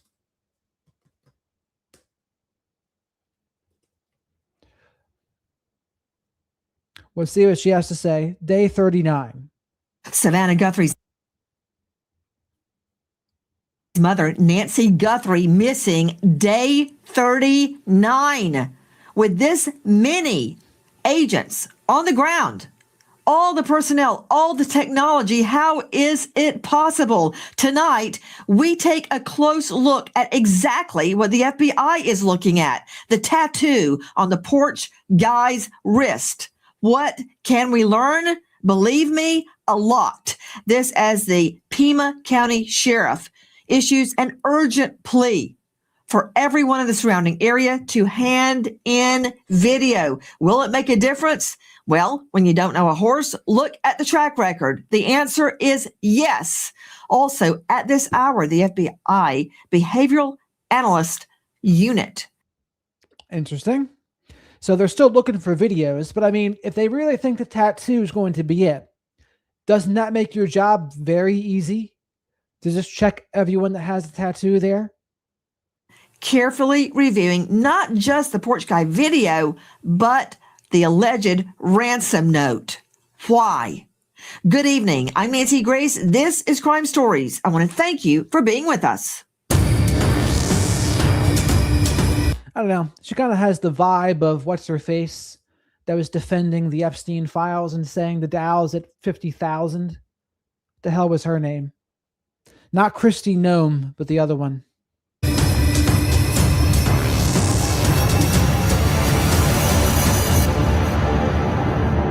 Straight out to Dave Mack, Crime Stories investigative reporter. Dave, a crew armed with ladders has arrived at Nancy Guthrie's home and gone up on the roof. What can you tell me? Why are they there? This silver pickup truck with multiple... Yes, Pam Bondi. So when Pam Bondi was defending the Epstein files, people put her through the Exorcism 3 filter. and it looks pretty accurate. Ladders in the back, pulled onto the Guthrie property, pulled around the driveway, and got up on the house. We don't know what they were looking for, and no announcement has been made. But activity at Nancy Guthrie's home yesterday. That from our friends at JLR Investigates. Now we've examined it like a Rubik's Cube. JLR Investigates is friends of Nancy Guthrie, or Nancy frickin' Grace. Over and over, trying to discern what, if anything, we can learn from the tattoo on the porch guy's wrist. And tonight, our findings. Joining us, an all-star panel, but straight out to special guest Darren the Dude Rosa, tattoo artist joining us from Rising Dragon Tattoos in New York City, 30 plus years in the tattoo business. Mr. Rosa, thank you for being with us. Let's start. Control room, please show the video of the perp approaching Mrs. Guthrie's porch. The FBI, according to sources, has enlarged, refined, and brought in a team of analysts. Now, yours truly has all sorts of tattoos, so I'll be curious what I think of this here. To review the tattoo. As you see, he very carefully covered his arms and wrists, not just because he doesn't want to leave fingerprints. It's really hard to get an arm print or an elbow print. That's not the reason. His body is totally covered. Now, let's ISO the tattoo, the sliver of tattoo that we see.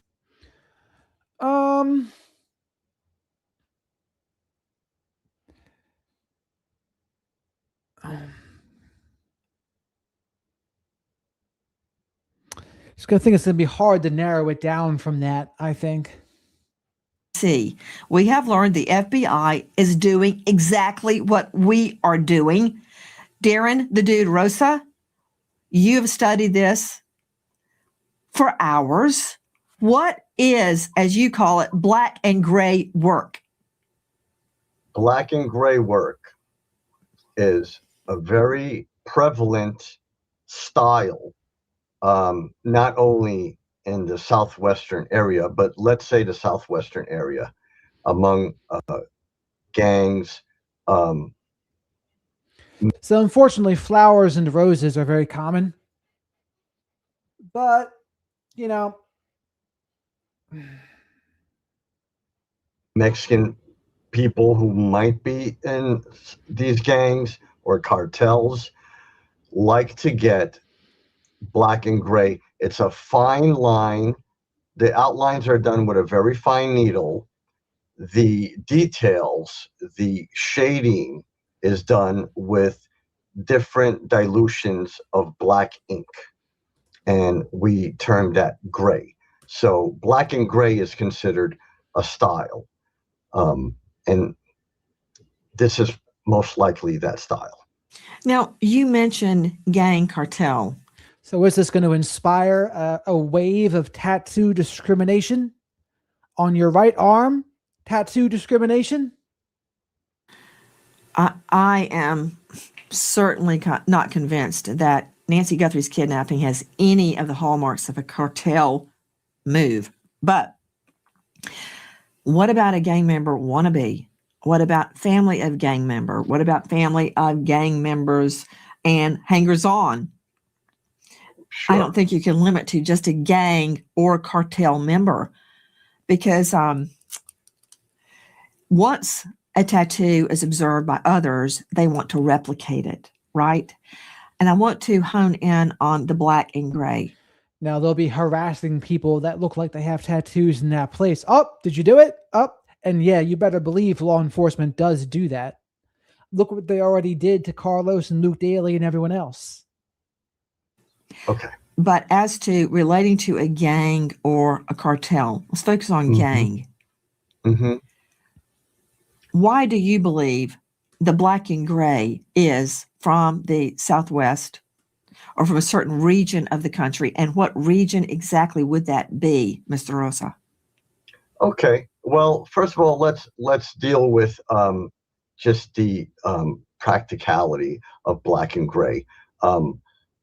If we're talking about a tattoo that was done in a penitentiary,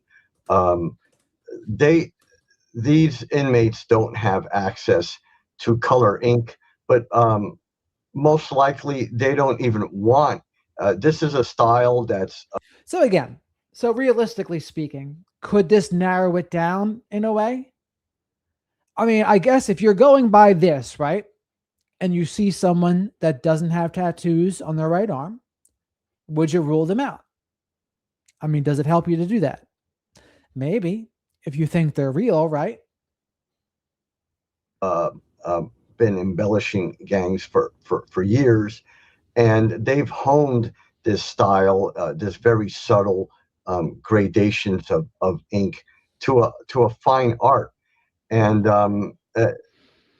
this is even considered hallmarks of people who have moved up in the echelons of a gang. So Why do you say that? well, these people are going to be doing a lot of time. They're not giving up. They're not becoming informants. They're going to be spending 5 years, 10 years behind bars. They have a lot of time to kill. Guys, I mean, again, you can try, but in order to find this, you would need to connect them to the case somehow. Like seriously, are you gonna lasso everyone around that has tattoos in that area and just try to like compare and contrast? I like how do you narrow it down? Especially if they're in Mexico. How do you find them if they're in Mexico? And as a tattoo person, how would you even know to like if you knew someone with this, would you be able to tell from that? I don't know. But what do you think, chat? If you knew someone that had this tattoo and you saw this, would you be able to identify them from this picture? You know them, you know the tattoo, you only see this picture. Can you identify them? Press 1 if you think you could. Press 2 if no. You can't. So the question, could you identify someone you know from this tattoo? 1 yes, 2 no. with us is Darren the Dude Rosa, joining us from Rising Dragon Tattoos in New York City. 30 years plus of experience in the tattoo art. Black and gray. Now, I just want to be sure we understand. Have you ever seen a child with a coloring book and they outline the picture heavily with the crayon, and then there's a lighter hue, the same color on the inside? That's how I'm equating your description of black and gray. Would that be correct? Well, no, because it wouldn't be with the same quote unquote crayon. The dilutions, is what I called it, are using, let's say it was penitentiary. So the dilutions would be created using different concentrations of black ink diluted with water, but most likely a little bit of alcohol because, for germs. And it also helps spread the ink and create a finer mist of shading the alcohol. But black and gray work is a hallmark of a certain region of our country. You're saying that too?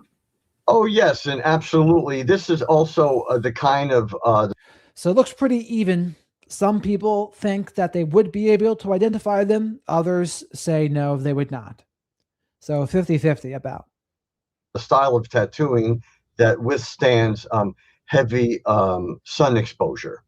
Because like I said, this style, fine line, typically single needle work, and these people are out in the sun. The southern western states get heavy sun exposure, so this style of artistry can withstand the elements. You mentioned a single needle. Would black and gray be done with multiple needles to that degree of fineness? The shading would be done with multiple needles. So here's the thing. If some people are like implying he might be Mexican, Hispanic, if he's a cartel gang member type person, you're not turning him in. Why? Because they will kill you. for turning him in. I don't think people understand that. People will kill you if they find out you turned them in, right? So you would have to do it anonymously, and then you'd have to go into the witness protection program. Typically, the outline is done with a single needle, and it's actually a very difficult style to do. So an artist can gain quite a status in a penitentiary if he's adept at this style. Darren, the dude Rosa, joining us from Rising Dragon Tattoos in New York. What do you make of this tattoo in the sense of, I believe it's part of a much bigger tattoo, and that leads me to think it's part of a sleeve. What do you think? Oh, absolutely. I mean, if this is all we're seeing, and what is this, like barely half of an inch, this is most likely the continuation of something that covers this man's entire arm. Most likely he's got tattoos on his hands. He's wearing this hooded mask, this balaclava. Most likely he's got tattoos on his neck and maybe even something under his eye, because this is what they do. Darren, you mentioned. So the places where a reward would work is when there is no crime mob affiliation at all.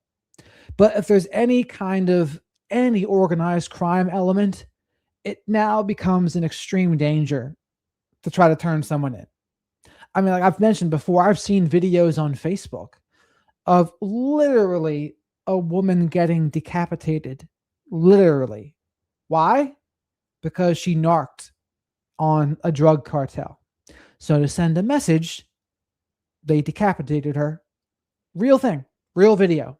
Quite disturbing. But this is what happens. It's a fear tactic to get people to not turn people in. Covering up his arm. Yes. I want to get back to the full sleeve, because to me, from what I've observed from inmates over all the years I prosecuted and investigated and covered crimes, once you start, you can't stop. And that leads me to think this on him looks part of a bigger tattoo. That tells me it's a full. Well, here's the thing. Whoever close to the family might have hired someone to do it. And whoever they hired might have been involved in some organized crime. I'm not ruling that out. Or do we think that the person close to the family is the one who actually did it? So what do you think, chat? Do you think they hired someone to do it? Or do you think whoever wanted the revenge punishment did it themselves? So that's the question. So Kat, did you pay attention? So one, you think they hired someone to do it, or two, whoever thought of it did it themselves. So one, hired somebody, two, no, they did it themselves. Sleeve. And once somebody gets a full sleeve, it's like they can't stop. I mean, do you think people get addicted to getting tattoos? I do. Getting addicted has, that stigma, that this is addicted to getting tattoos, Nancy Grace. I mean, there was a time, I guess you could say, maybe obsessed, not addicted, but more of like a moderate obsession. But I actually haven't gotten a new tattoo in about 6 years now. So whatever it is, the obsession's gone. Will I ever get one again? Yeah, it's possible. But it's just not really first on my list anymore. Like heroin or something.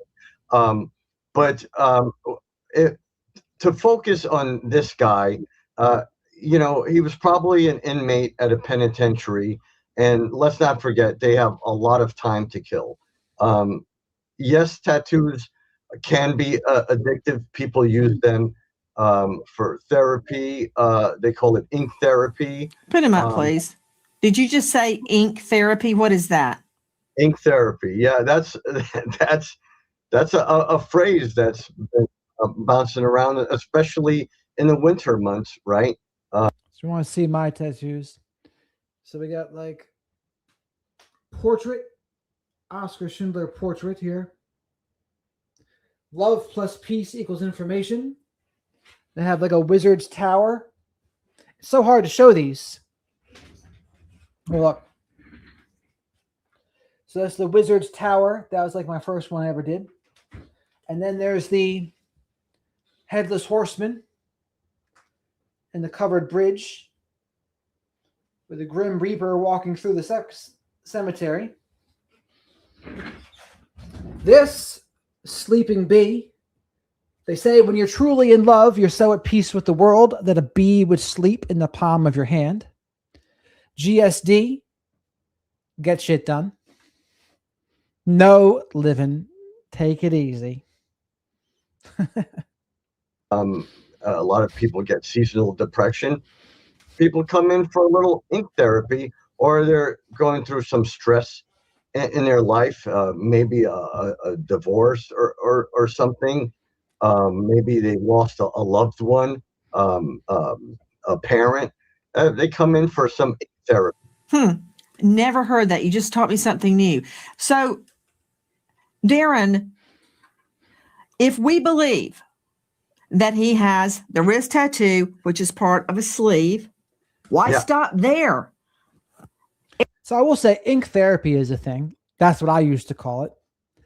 Because here's the thing. When you're getting a tattoo, I don't care what anyone says. Some women say they actually like it, the pain.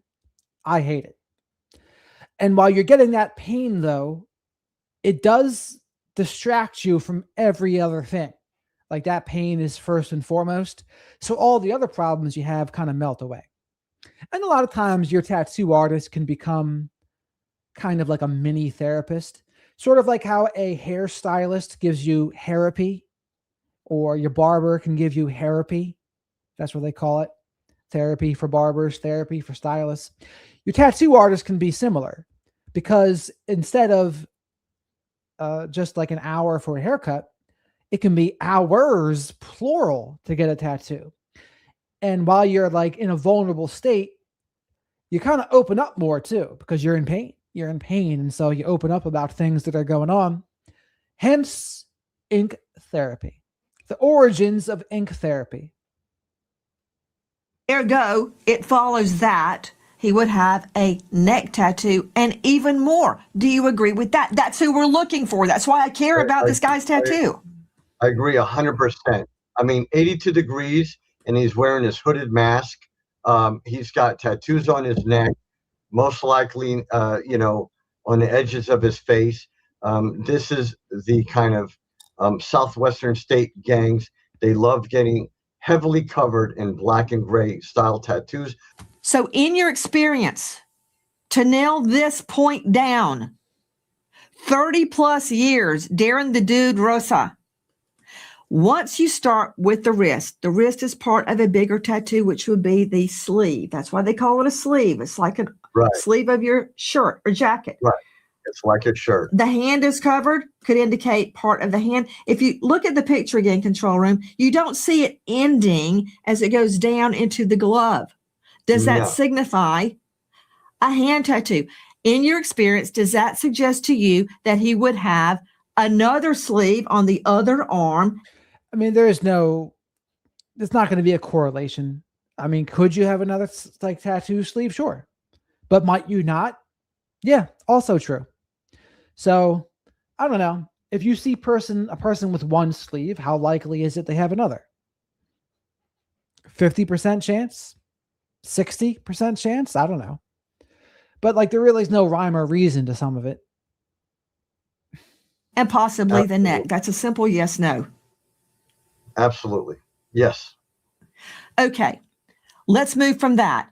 So we're looking for a guy from this region, exposed to the sun, potential gang connections, with a full sleeve and hand, possibly two sleeves and neck.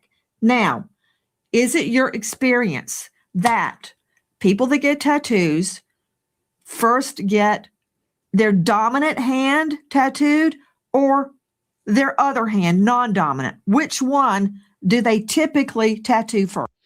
I wouldn't even say there's a typical. I know if you're a baseball player, for example, you're probably more likely to get your non-throwing arm tattooed first, especially if you're a pitcher. But in other cases, would it really matter? It's really just more about like a visual thing. Oh, what do I want to look at? First. Right. A lot of right-handed people will start with their left arm. So if this guy has his right arm, and it looks like he's right-handed because every time he goes up to that ring camera, he starts off with his right arm. That's my own little analysis of his actions. He starts with his right, and then his left is kind of helping him. So by the way, please remember to like the video. Likes are free, and leave your DNA on that like button. Don't worry, we will not run it through CODIS. And make sure you subscribe to the channel if you're not already. Super chats, great way to support the channel and get questions answered. Super stickers, great way to support the channel. And memberships, great way to support the channel. First members only live stream Thursday, 8 p.m. Eastern. Come check us out. And thank you for all the support I've gotten so far. So I would say he's fully sleeved on his left arm, and then he got his right arm done, because this is what most people that have come into my studio do. So he's right-handed, so he would have typically start with tats on the left and then go to the right. So that tells me I can assume that he has 2 sleeves and at least one hand and possibly the neck. Okay. You have stated repeatedly references to gel tats. Now they're called gel tats, but I believe this tattoo is not a gel tat, because to my untrained eye, after all the years I have investigated and prosecuted defendants, gel tats don't look good. They're very crude. This tat is not crude. It's very refined. So why do you refer to gel tats? Some of these inmates who spend a lot of time in jail, they develop sophisticated networks with the guards, with the staff. I mean, yeah, people do certainly get jailhouse tattoos. In terms of this, I just be looking for, okay, can we identify it from what we saw there? And to me, it's going to be tough. Maybe not impossible, but tough. That's what I would say. These days, it's very easy to smuggle in. The machines have gotten smaller, compact, more sophisticated. It's my belief that he got this while incarcerated, and the level of sophistication has become exponential, even in populations that are incarcerated. Would inmates, let's say in the penitentiary, a CI, Correctional Institute, would they have access to multiple needles, or do they go single needle? Well, like I said, the machines have become very sophisticated. They've become compact. Do they throw you in the hole for getting a tattoo? I guess it depends, right? It depends if they notice it. But they might. They might. I wouldn't put it past them. We now have a system that uses cartridges that lock into the pen-like apparatus. It would be very easy. These needles are about 1.5 inches. It would be very easy for them to obtain a single needle for the outline and a cluster of needles for the shading. And when we're talking about... But they easily should have been able to see if Luke had that tattoo, right? If he had that too, wouldn't that be enough to like arrest him? Jailhouse tats. Here's my thinking. If you're in a jail, think of Andy of Mayberry, you're there for a brief period of time because you have been sentenced to a misdemeanor, and they just keep you in the county jail because you're going to be out like that. There's no use in putting you in the system. It takes forever. Or you're awaiting trial or a court date. Once you're sentenced or you have a long wait for trial, such as Epstein, you go into a bigger facility, and sometimes a CI, Correctional Institute, But those people are typically sentenced and doing a long stint. Why do I care? Because if this guy was in a CI to get that tattoo, that means he's got a record. So now I've got a guy from the Southwest region that spends a lot of time in the sun, that got black and gray work, likely has 2 full sleeves and more, and has done jail time. Okay, isn't it true? Likely has 2 sleeves. I don't think you can say that. And is it likely it was jail time? I mean, there's a lot of novice tattoo people out there too. There are a lot of people that are apprentices nowadays that maybe not. We don't know. I wouldn't count on that part either, is basically what I'm saying. Darren the Dude, Rosa, that at your tattoo parlor, Rising Dragon, you have, for instance, a catalog or a series of tattoos that your customers can look at and pick out a tattoo. Isn't that true? We do, but I would dare say that these people are not flip catalogs. They're going off the cuff, and an artist kind of gains cred by being able to do sophisticated custom work. Ah, so custom work that they envision and they say, hey, this is what I want. Now you create it. Would you agree that once you start with tats, very often you stick with the same tattoo artist, and with tattoos of this magnitude, you would remember doing it? Absolutely. So I don't necessarily agree with that either. I've gone to several people. Now, some people stick to the same person, especially if they really like the one person. But other people get them from all sorts of people, right? So again, I can see, depending on your thinking with it, you find one person you trust, you stick to it. I can see that. But there's me. I've gone to several people. So which one is it? I don't think you can make those kinds of deductions. In other words, like just that piece, right? Someone might be able to tell from that piece if they did it, if they made it. Maybe. If they're even paying attention to this entire case, right? They might not be paying attention. Absolutely. Have you ever been approached by law enforcement to identify a tattoo?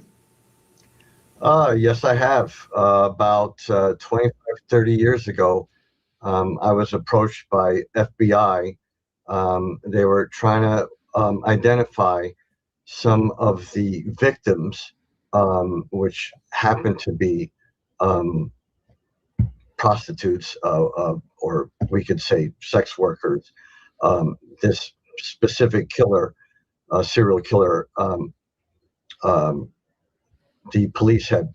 The thing I disagree with Nancy on is the conclusion she's trying to draw from this, right? It's like, okay, went to the same person or not, has another sleeve or not. It's like, not necessarily. But this picture, that's what you would want to focus on, if anything. And even that, like, it's going to be tough. It's going to be, because black and gray, I think, is harder to notice even than color, because more people probably have black and gray than color. Pulled over him in his pickup truck. They found a decapitated body, which led them to more in the Far Rockaway, Brooklyn area. But my studio in Manhattan was one of the prevalent studios, so they came to me to see if I could identify any of these women. Could you? I did not recognize the particular tattoos, although. So that's a big question right there. Did you catch that? So I guess law enforcement asked him to identify tattoos on someone, and he wasn't able to do it. So let's get the question again. Happened to be prostitutes, or we could say sex workers. This specific killer, serial killer. The police had pulled over him in his pickup truck. They found a decapitated body, which led them to more bodies in the Far Rockaway, Brooklyn area. But my studio in Manhattan was one of the prevalent studios, so they came to me to see if I could identify any of these women. So there was a case where they said there was prostitutes. They came to him to see if he could identify any of the women. And? Could you? I did not recognize the particular tattoos, although another artist, I felt it was more his style. Interesting. And here is the $1 million question. Let me rephrase the $1.2+ million question. You've looked at the sliver of tattoo. What do you think it is? Is it a cross? Is it a flower? Is it a demon? Is it a dragon? Is it a creature like you've got on your neck? What is it? Well, we can tell it's not geometric. No, he did not tat the women. But they wanted to know if he could identify the women from the work, and he couldn't. It's kind of wavy lines. The prevalent type of imagery these people get, Catholic imagery, memorials to deceased gang members or family members.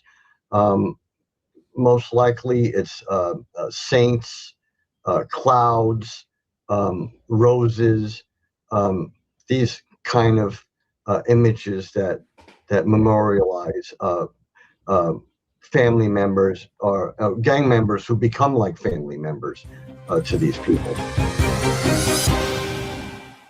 So, and to repeat, I did not say he tattooed the women. I said they asked him if he knew them. That's what he did.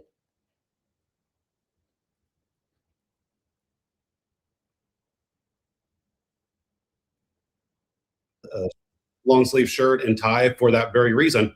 So if you look at my arms, I've got little dead bodies, chalk outlines. I've got dinosaurs. I've got DNA all up and down my arms. I've got Jurassic Park, a little bit of everything. Crime scene tape around my wrist. And my tattoos are very special to me. It's things that I enjoy, things that are personal about my life. But you notice that my tattoos end a couple of inches above my wrist, and I do that for a very specific reason. I don't have any on my neck. I don't have any on my wrist.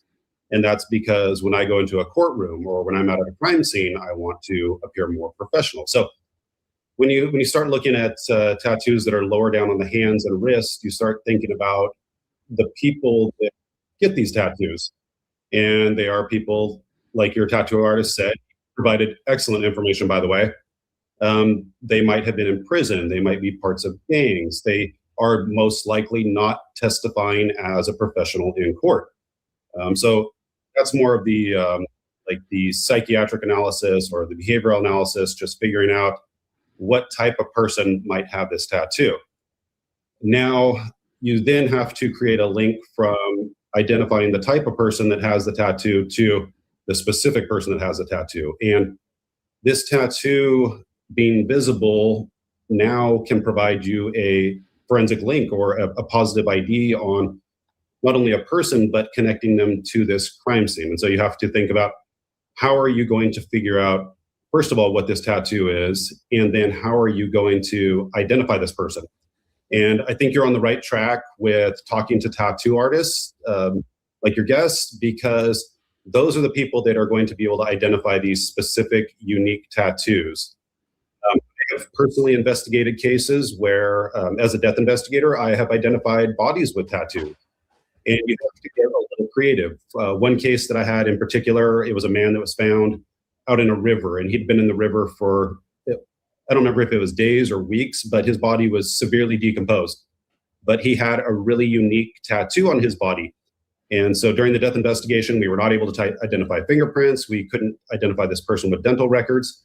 So what I did is I took pictures of this unique tattoo. and put it out in the news. And literally within a couple of hours, you had family calling and saying that they believed that that was their relative that was found. So that's the first step, is trying to figure out who this person is, who they possibly are. But then the second part is physically matching that tattoo up with the person. And so there's a lot of different resources available, especially now with AI and all these online search engines. So you would want to enhance the tattoo photograph as much as possible, put it into some kind of photograph recognition software and generate some leads. The other option is, like we talked about, putting it out in social media. Your guests, your viewers, all of the people that are interested in this case. So again, even if someone tattooed that, excuse me, even if they did, I don't know if even if the person who did that might not be able to tell, honestly. It's going to be a tremendous resource, because I might see it as maybe being a snake or a skull or part of a name, but your tattoo artist or one of your guests who does a lot of research might see it as something completely different. And so we have to start generating leads, and it's going to come from the public and people that are familiar with tattoos, like your tattoo artist. Most tattoo artists have a specific style, like your guest talked about. So I would get this tattoo photograph out to as many local tattoo artists as possible and see what they can tell you. Every little is going to help. And then social media, TikTok, YouTube, Facebook, get those tattoo pictures out there and see what people can come up with. Because once you have some leads, then you can kind of start narrowing down suspects. Also, anytime somebody... So Shire, they're going off of like a very sliver on his right arm, and they're trying to figure out something from that. I mean, again, it doesn't hurt to look for it, but that's only if also the perp didn't know to get a fake tattoo. Is contacted by the police, whether it be an arrest or just a contact, police are generally going to document tattoo information. And it's going to be very general when it's documented in police records, but you can search that. I've identified victims of crimes and deceased people. So that's the picture there, Shire. So is it possible that is a fake tattoo? Is it possible that some of that could be like drawn with ink? Is it possible jailhouse tattoo, real tattoo? I don't know. It's going to be tough to tell just from that small piece, though. Like, if you had a couple more inches worth of seeing, I think that would make a big difference. With just basic tattoo information. And I've done so very quickly out at crime scenes. So if it's visible on the hand, like say, for example, the police made contact with this person in the past, if it's visible on the hand, that should be documented somewhere in police records. Absolutely. Based on the gang database information, not only with the feds and, of course, TAG, Tattoo and Graffiti, subspecialties, a very elite crew within the FBI at Quantico that analyzes not only graffiti, but more often tattoos. And that is put in a data bank. Even Arizona, the state, has a gang and tattoo data bank. Right now, the FBI doing much of what Gentry is describing for us tonight. Hi there, everybody. I wanted to come on and just share a few thoughts as we enter into another week of this nightmare.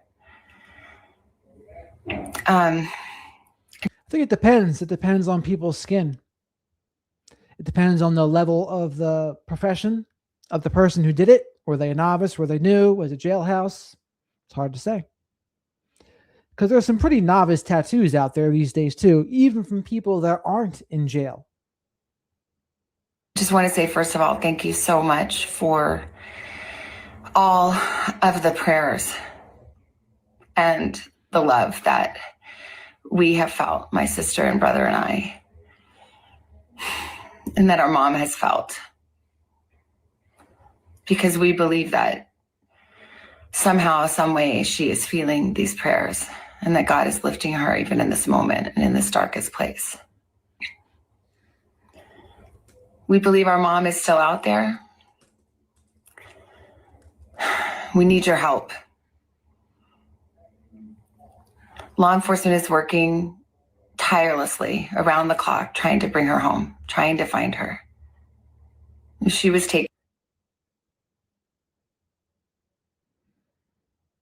Hmm.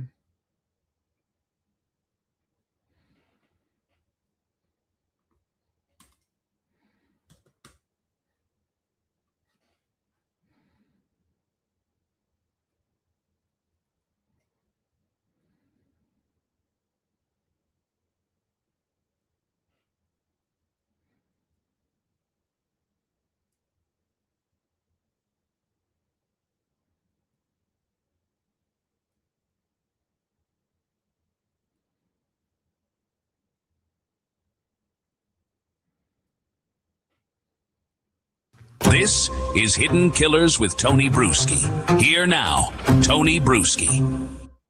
How many times do you forgive someone before forgiveness starts to look like something else? It's not a rhetorical question. It's the question that lives underneath every story I'm about to tell you. So what do you mean AI? I already use ChatGPT. I mean, you start doing AI queries on the stream. And now the reason I do live streams is to get away from AI. Being a real person is the advantage you have when you do live streams. AI can do everything else, but it can't do a live stream.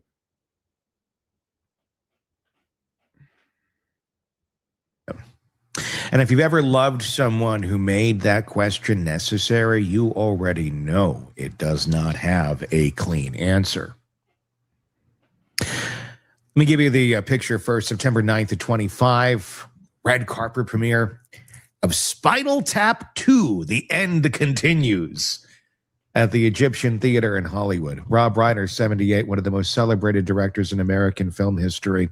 Standing next to his wife, Michelle, their son, Jake, their daughter, Romy, and Nick, all of them together, a complete family in public, captured in photographs that are now almost unbearable to look at. Now, the point of doing a live stream as a human is to emphasize the human element, to not go off and try to make it more AI-like. Everywhere you go online now, Facebook, Instagram, full of AI slop.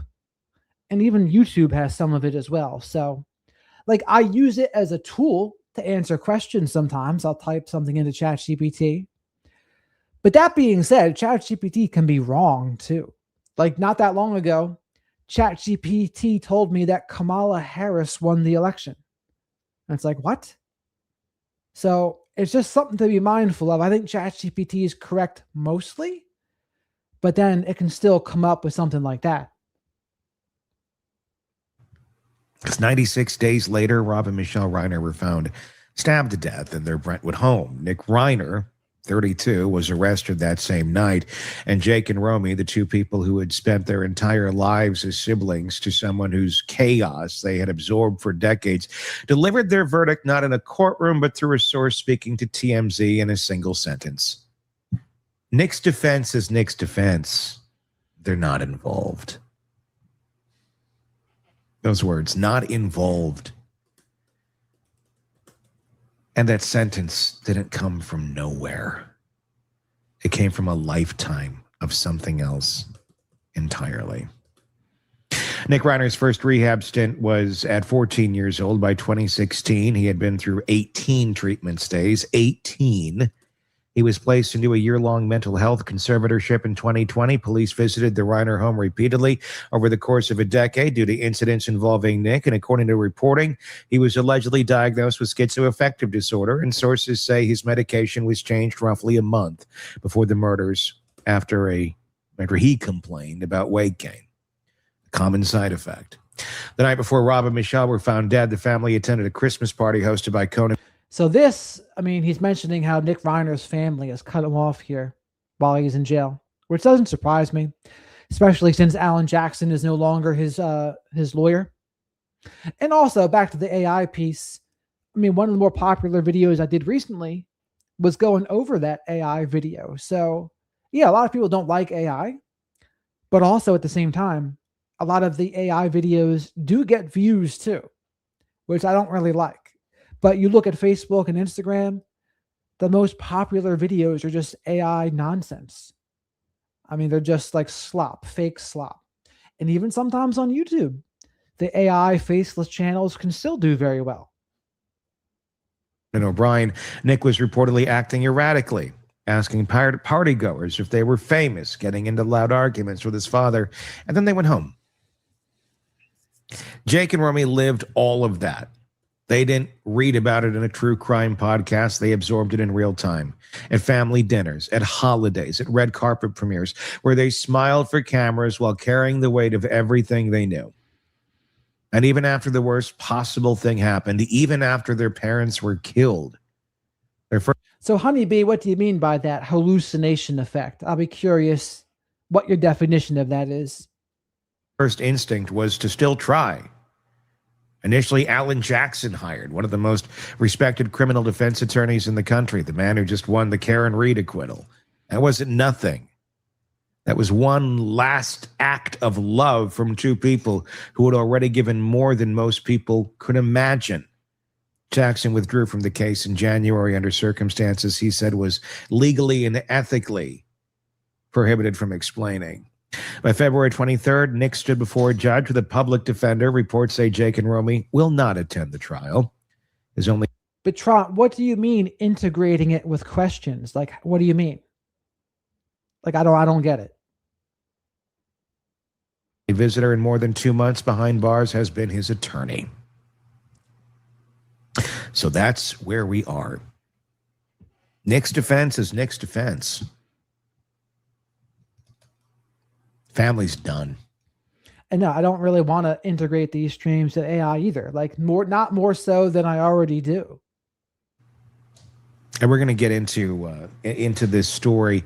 And it's a story that if you've ever loved someone with addiction problems or mental health problems that go to this extent, you might be able to relate to. Not that it hopefully did not go to the extreme that this case did, but the behavior, the years of torment, the years of being drugged through hell by someone else's unresolved problems that don't just live up here, but they end up living out here because that's how they operate. If you've been a receiver of some of the shrapnel of these people, you know exactly what I'm talking about. This piece is for you. About letting go, about letting the system do what it's going to do, because there's nothing more you can do to help. There's nothing you can benefit from. There's nothing anyone else can benefit from by continuing to hold the hand of an abuser, of someone who will hide behind mental illness.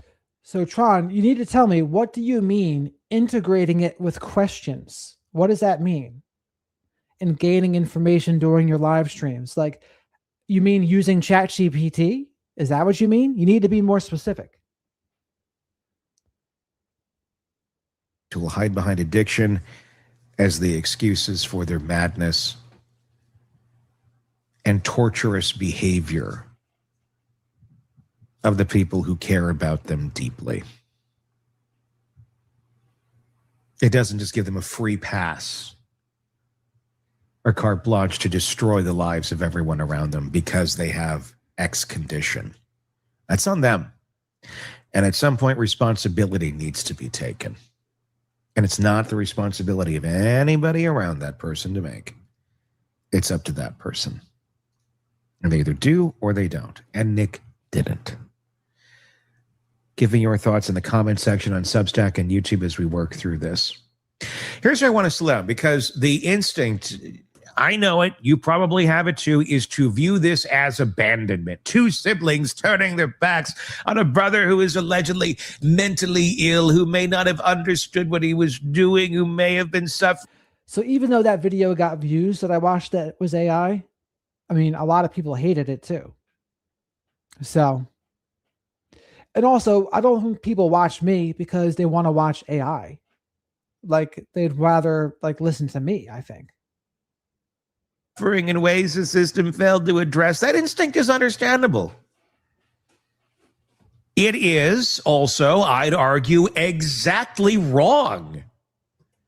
What are you doing? Like, if you're sitting here listening to this going, how could you say that? You've never dealt with this. I think that's an accurate assessment, because if you've truly dealt with this sort of stuff as a human. By the way, 10 more likes to 500. Likes are free out there, folks. And this video is almost over. We got to figure out what we're going to watch after this too. Human being. Personally, directly, not just I got a friend who is a friend, or a friend whose son, or a friend, or but if it's not you directly with the loved one, you simply don't know what you're talking about.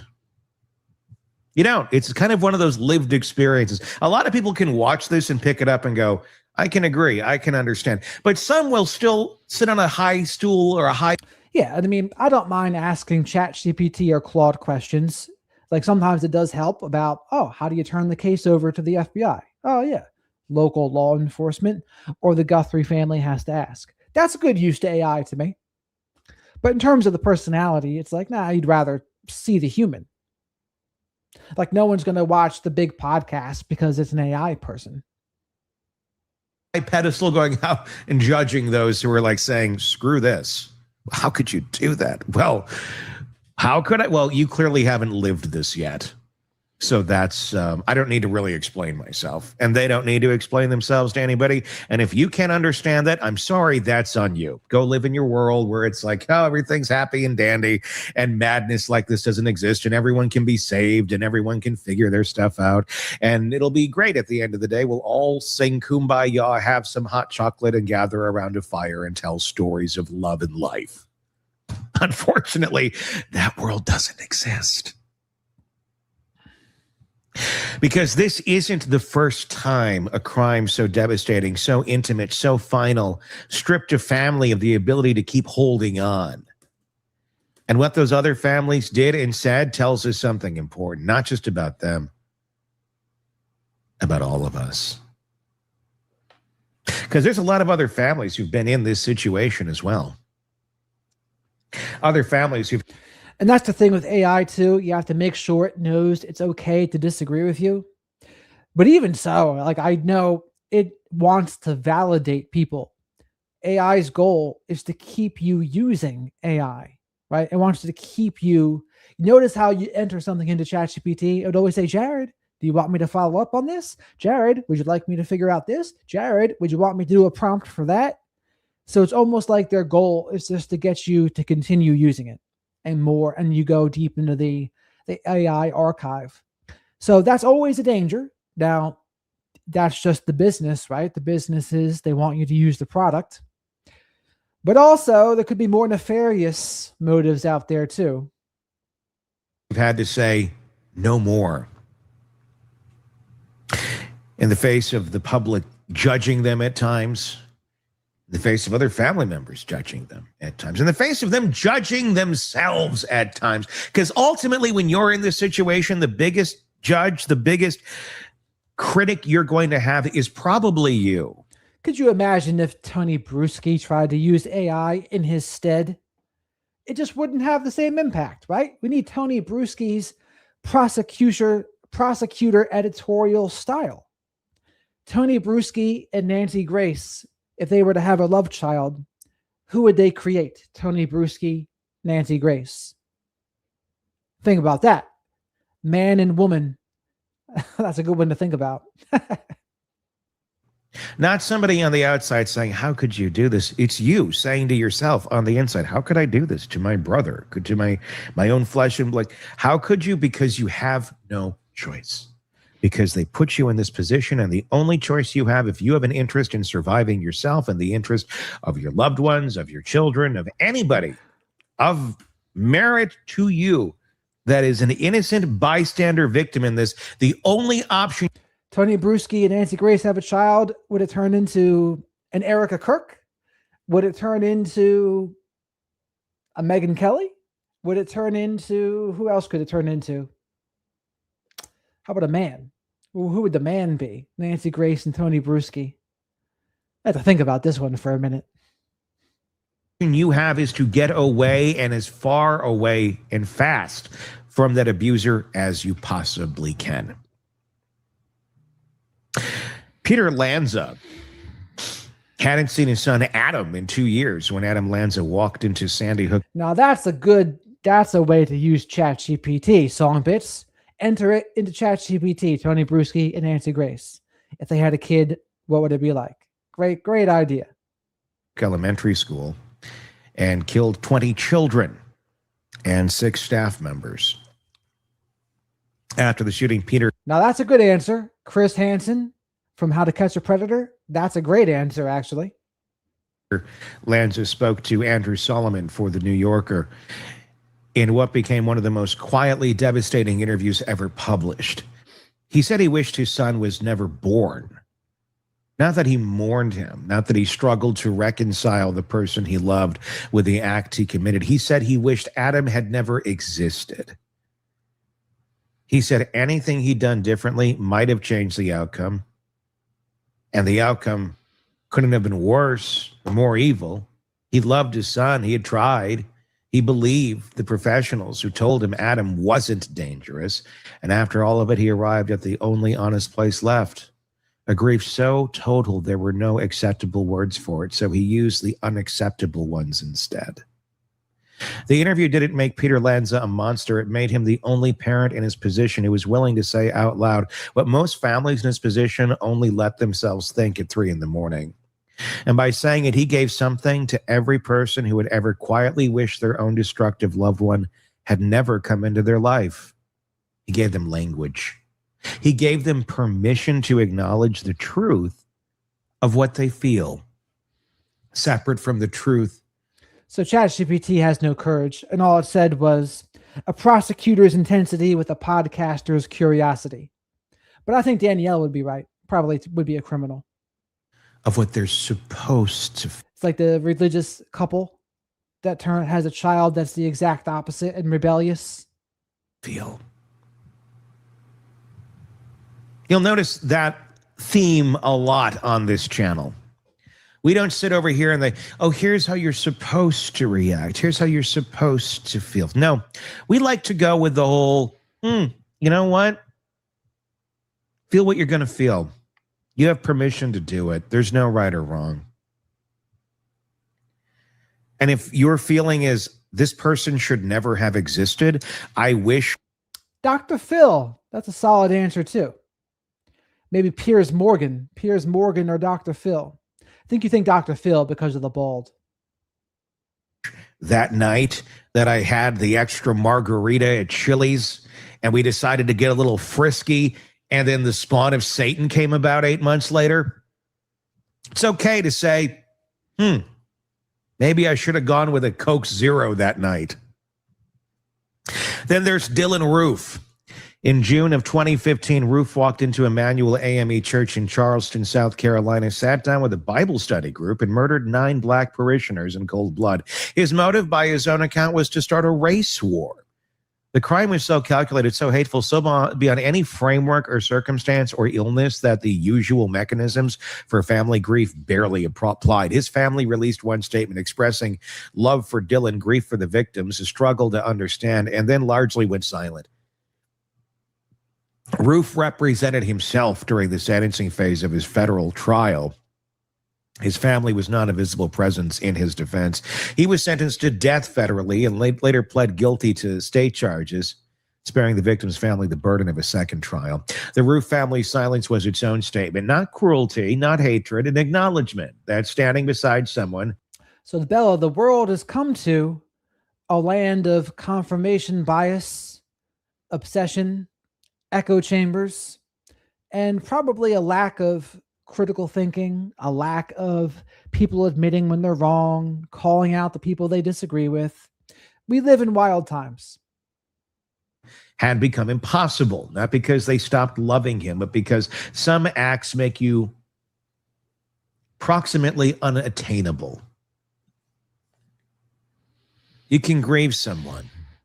You can grieve the person they were or the person you thought they were. That's more the grieving that goes on than anything else in these situations. It's the version of it you thought the person was. They never were that person. That's what you wished they were. That's what you hoped they would strive to be. Maybe there were little glimmers at some point that they might get there, or they're acting in a way that resembles that type of person, and then boom, they're not there.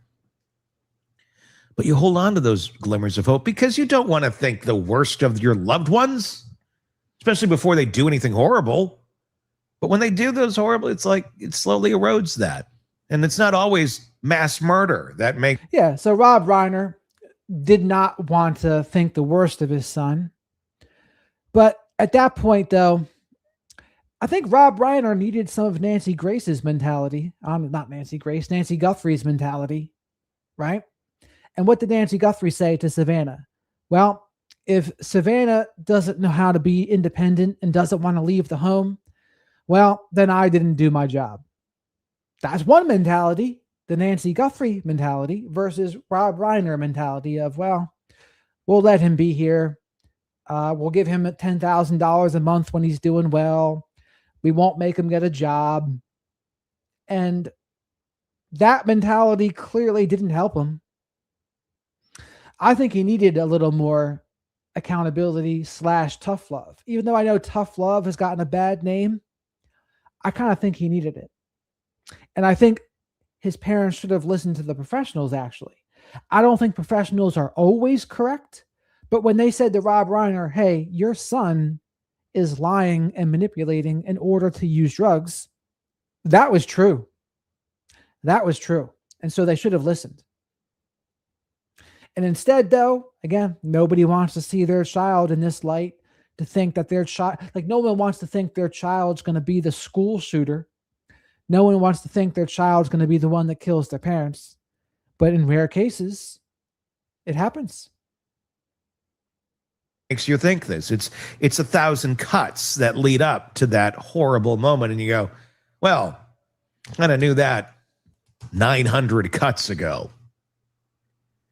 Just never been able to say it to myself out loud. You can say it to yourself out loud. Even if you're in the midst of it right now, say it to yourself out loud now. Don't wait till the things go. And I think Dee said, yeah, they were scared. Yeah, they probably were scared. But what a sad state that is, that you're scared of your son. And they could also say, well, we're also scared that something bad is going to happen to him. It's like, well, in this case, it turned out it's them or you. So in this case, if Nick Reiner ODs instead of killing his parents,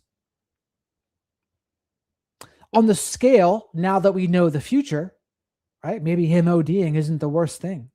Maybe him being homeless isn't the worst thing. And maybe what happened is actually the worst thing. So maybe having those other things happen could be better. But here's the problem, right? Just like we talked about with the Irina case in North Carolina and how you can prevent that from getting people committed against their will. You don't notice the crimes that don't happen. So maybe if Nick Reiner ODs, Rob and Michelle Reiner are thinking, oh no, it was a tragedy, Nick OD'd, and we should have done everything we could so that didn't happen. Well, in the parallel universe, maybe that is what happened. But in this universe, what happened is, well, Nick Reiner did an OD, but instead he kills his parents. So what do? Do you understand what I'm trying to lay out here? And by the way, please remember to leave your DNA on the like button. Likes are free. Subscribe to the channel if you're not already. Way off the rails. Call it now. Get away now. While the lifeboats are still on the ship and they're not underwater. You can do all of this privately, quietly, without showing up in a courtroom to fight these people. There's also Carrie Rawson. Her father, Dennis Rader, was the BTK killer responsible for the murders of at least 10 people in Wichita, Kansas over nearly 2 decades, beginning in 1974. Rader was, by all accounts, the BTK killer, bind, torture, kill. And also, Bella mentions he needed inpatient care. He did, and he also needed to want it. He had gotten all sorts of inpatient care and addiction rehabs. They just didn't have an effect. Why didn't they have an effect? because he never got into a position of wanting it himself, it seems. There wasn't a point where he kind of picked up the ball on his own recovery. And granted, when there's mental health stuff involved, it makes it so much harder. It just does. But if he could have gotten to a place where he was okay with mental health so that he didn't feel the need to want to self-medicate with drugs, could have gone a lot better for him. But at some point, he had to want to do the next right thing. You have to want to try to be a better person. And in my eyes, I just don't think he ever did that. An attentive father, a devoted husband, a church council president, a local compliance officer, a man who existed at the center of his community's ordinary life. He was also one of the most methodical serial killers in American history, hiding in plain sight for 30 years. When he was arrested in 2005, Carrie Rawson described the experience as losing her father twice, once to his arrest and once to the realization that the man she had loved her entire life had never fully existed. She later wrote a memoir about the grief of that. She did not fund his appeals. She did not defend him publicly. She grieved for the victims, for the father she thought she had, and for the version of herself that had existed before she knew the truth. I think that's an important line right there. The version of oneself that existed before you knew the truth, because you almost start to go back and question that version of yourself, because that version of yourself is based on a false pretense of someone else. And everyone I know who's ever turned their lives around from being a drunk, alcoholic, or an addict, whatever it was, they eventually picked up the ball and took responsibility, and they really worked on it. It doesn't mean it was easy. Certainly not. But they first got clean. Then they figured out what the mental health stuff was. And then if necessary, they went on medications or fill in the blank. And that's what they did. In the success stories I've seen, and with drugs and alcohol, there are some, not nearly the same with personality disorders. That's different. And yes, there are certainly people with personality disorders that also struggle with addiction. Absolutely. But the people I see who have done well, that's what they did. They took responsibility and they tried. They tried to get honest, have humility, be less selfish, be less entitled, show gratitude. Those are the spiritual principles they talk about in AA and NA. And you can clearly see Nick Reiner was living the opposite of those. How do we know? Well, they had that Thanksgiving dinner. And they went around the table and they asked, hey, Nick Reiner, what are you grateful for? And Nick Reiner instead was acting like a little jerk and was like throwing things and just overall being completely immature and ridiculous. The opposite of gratitude, right? He's like, I can't wait for these people to leave. It's like, dude, how old are you? Like, get a grip. In your life. We all do it. It's not, it is what it is. I mean, that doesn't affect me. Everything affects you. Everything in our environments affect each and every damn one of us. So that version of you that existed for all of those years while you did not know that this person was doing what they were doing behind the mask, at least not to the extent that you may be finding out now, you got to square that up, because that version of you, there's elements of it that are based on false pretenses. It's not your fault. And Heather, to your point, the people that can't be honest with themselves, I think it's rare, but I would say people that have personality disorders, if anyone can't be honest with themselves, it might be them. So people that have NPD, yeah, that's what AA says. The people that can't be honest with themselves, they're going to have a hard time. But most others, if they can be honest and live by spiritual principles, they can improve and they can recover one day at a time, right? That's another big element of it too. It's not you're permanently cured. It's no, one day at a time. I think that's the hard part, because we want to find blame, and sometimes we find blame in ourselves in these sort of situations, and it's not defined. You got to just take a look at reality. Based on the information you had at the time, these are the decisions you were making. This is the modality NPD is narcissistic personality disorder. you had. This is how you were operating. You are a victim just as much as many other people are, but you're still alive. So take that as a big positive. You can keep going. You can make those decisions still. You can look back and go, yeah, I was fooled. Don't be mad at yourself. Just do better. Take that. Take that knowledge and use it for future application when you're trying to understand other people. It does wonders.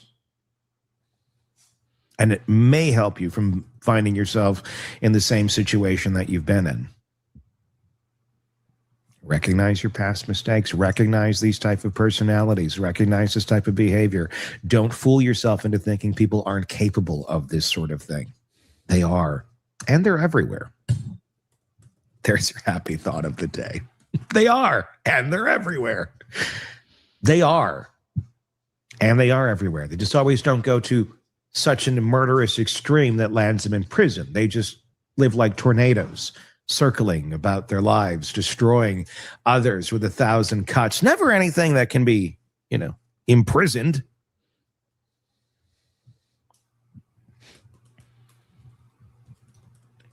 But certainly something that can have a devastating effect on one's life. What Kerry Rawson articulated is something that rarely gets said in those conversations. You can mourn the person you thought someone was, entirely separate from the person that they actually turned out to be. Those are two different losses. Both are real, and you're allowed to feel them both without it meaning you've abandoned anyone. The person you're grieving, the one you loved, the one you believed in, that person is worth mourning. The person who committed the act is a different matter entirely. Here's the part nobody wants to say out loud. The people who hold on the longest often pay the most. Rob and Michelle Reiner did not abandon Nick. They kept him on their property. They attended a Christmas party with him the night he allegedly got into a loud argument with his father in front of a witness. They had absorbed his behavior so completely that people at the party reportedly said the family had grown used to it.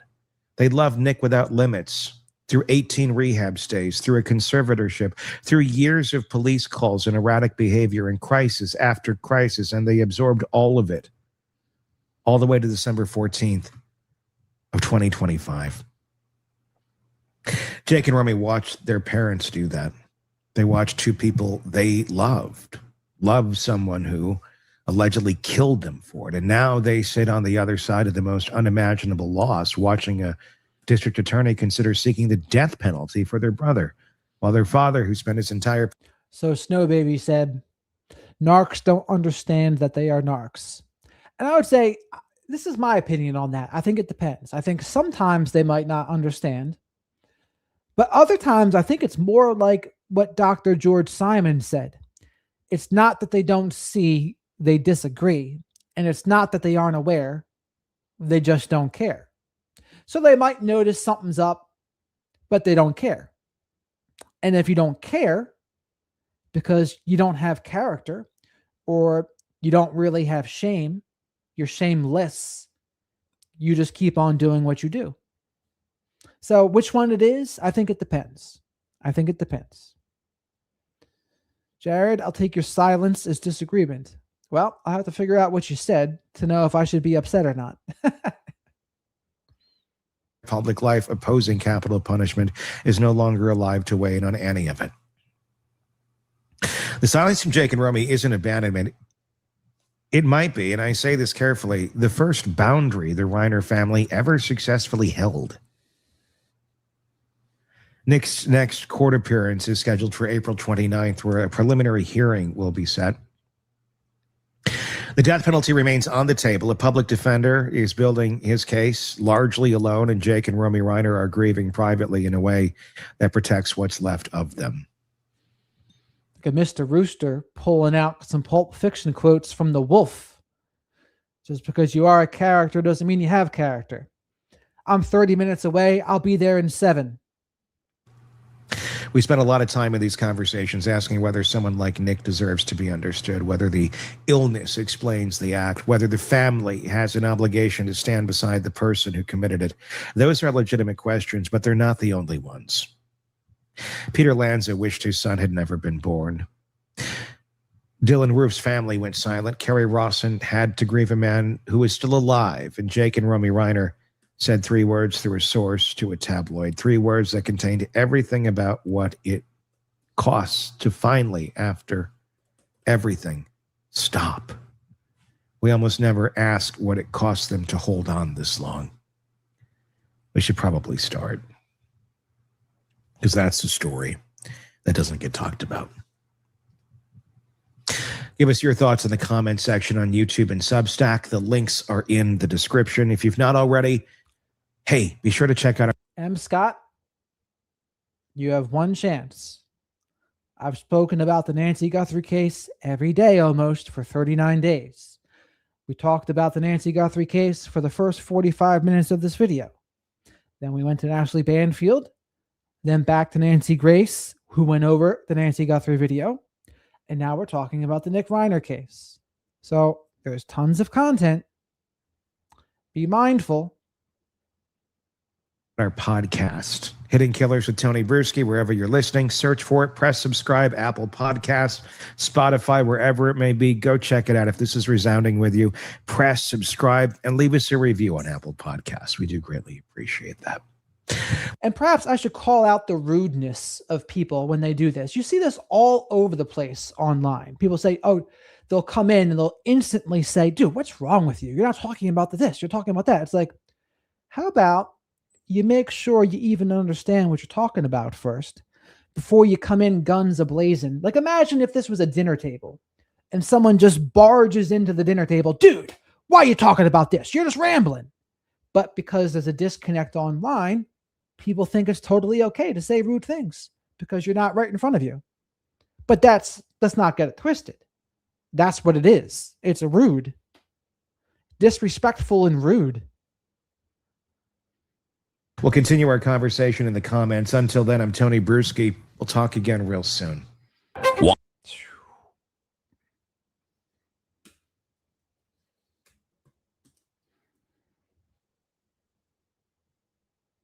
And yes, it seems more ridiculous, right? When you actually say what's going on and put it into a real life scenario. Yeah, it sounds absurd and ridiculous. And it should be just as absurd and ridiculous online too. That's my point.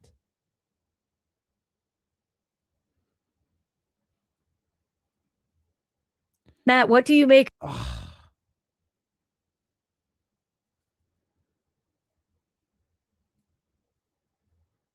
Happening in the body. There's all kinds of things going on from a biological standpoint that you have to ask that medical professional who specializes specifically in unnatural violent death. You know, that's a very different type of death than hospital pathology. Yes. So asking that question is the number one question I would be asking this pathologist right now.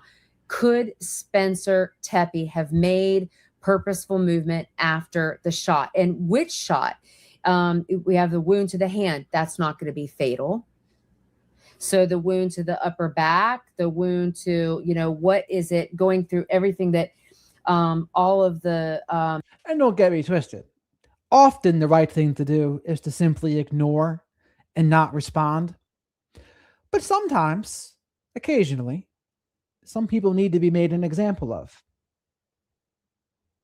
All of the damage, because it's causing catastrophic damage through the body. But again, it still does not take 7 gunshot wounds to cause a ceasing of life in this case. This is consistent with anger retaliation. Overkill. Yeah, it's a complete rage type of a killing, but it's controlled.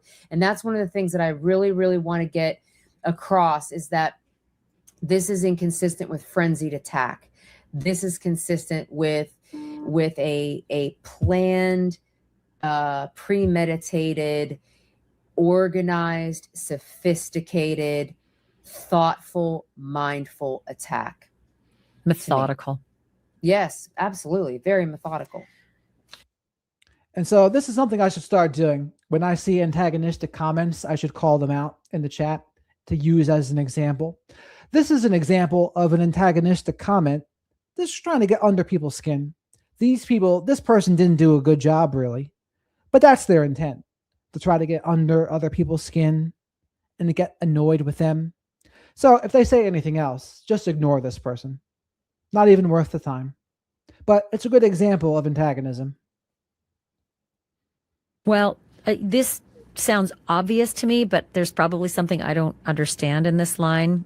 It says cause of death, obviously gunshot wounds to the head, neck, trunk, and extremities. But then it says included visceral, skeletal, and soft tissue damage. Again, it sounds kind of obvious, but is there something I'm missing?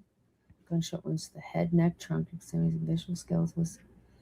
No, so the cause of death is different than the manner of death. The cause of death, we're talking about what caused the body to be unable to sustain life. And the injuries that were sustained by Spencer Tepee, caused by the wounds to his head, neck, trunk, and extremities, basically rendered his body unable to sustain life. Plus, you've got— So, by the way, in case you missed it, we've switched back to the Michael McKee double homicide here.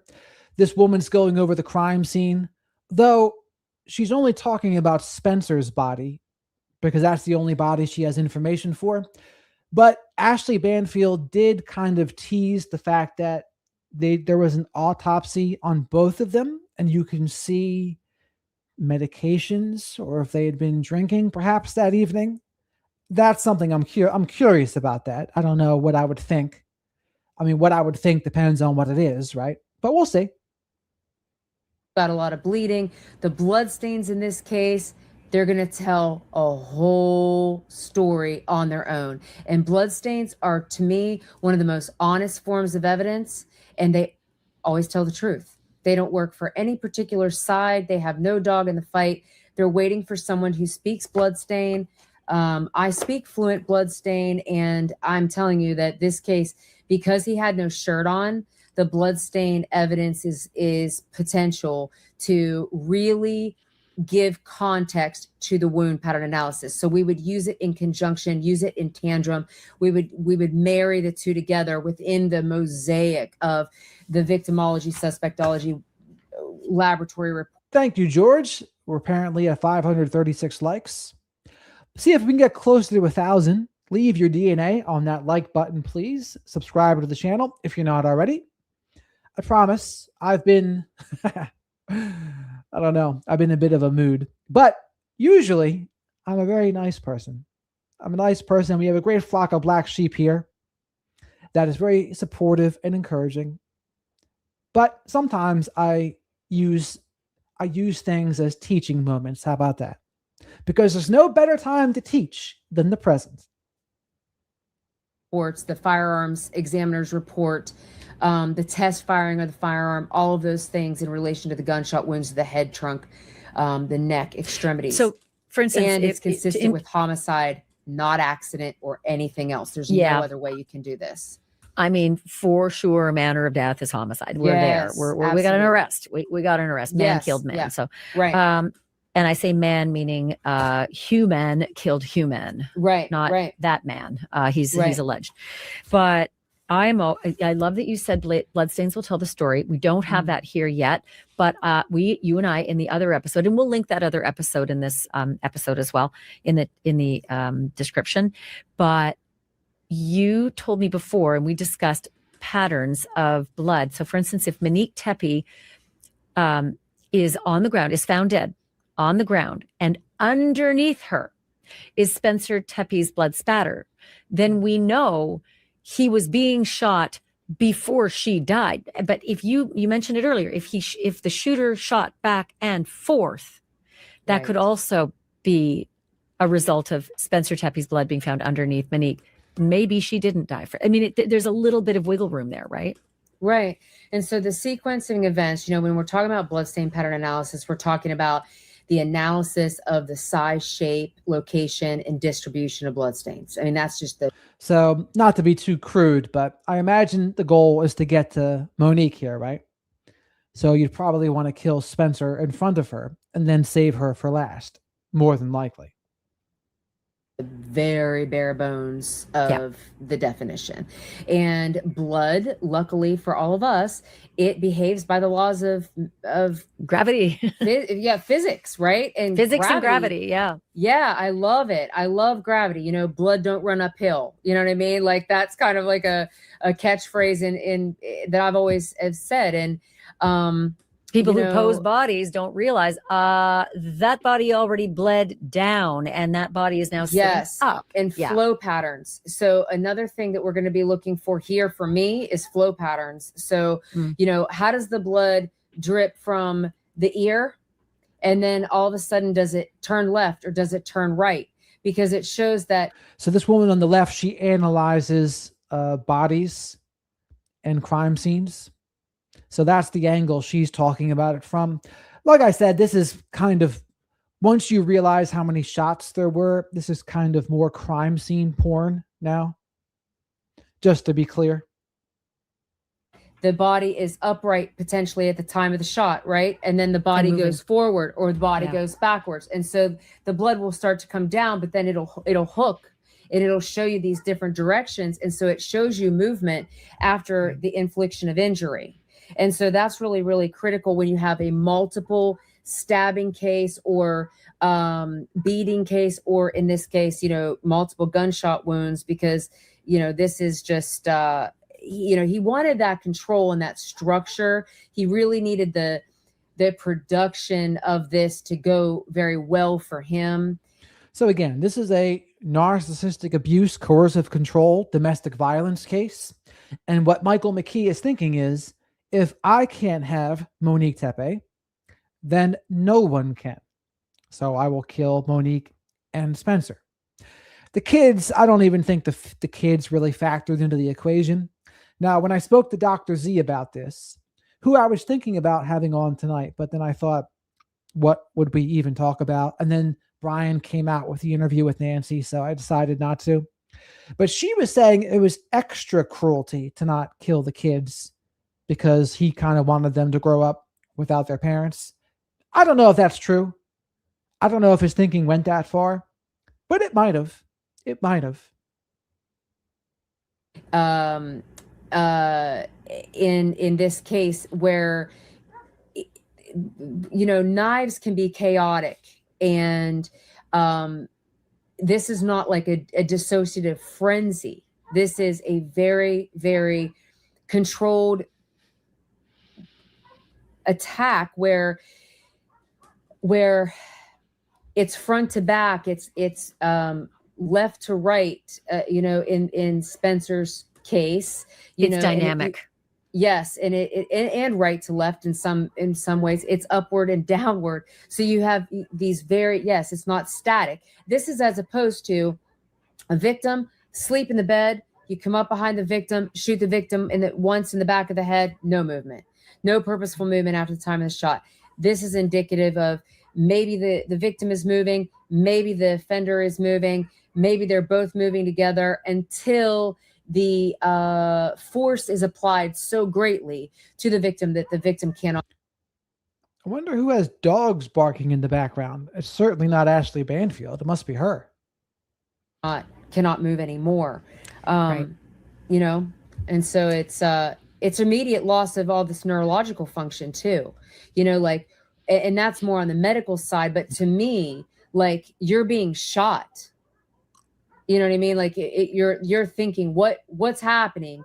So there's not like maybe they're thinking, I just have to get away. Or like to your point, is it all 7 shots to Spencer and then to Monique, or the other way around, or back and forth? Or back and to forth. me, it looks like, based on the clustering, and I say that loosely just because we have an ear shot on Spencer, we have a neck shot, we have to me, this is in a cluster So Right? it's shoot, shoot, shoot, shoot, shoot, shoot, because Yeah. otherwise he'd be moving too far away to be able to get them Right. all in the same zone. Yeah. Right. And you might have, going through the center piece of the body as well, and I've seen that many times.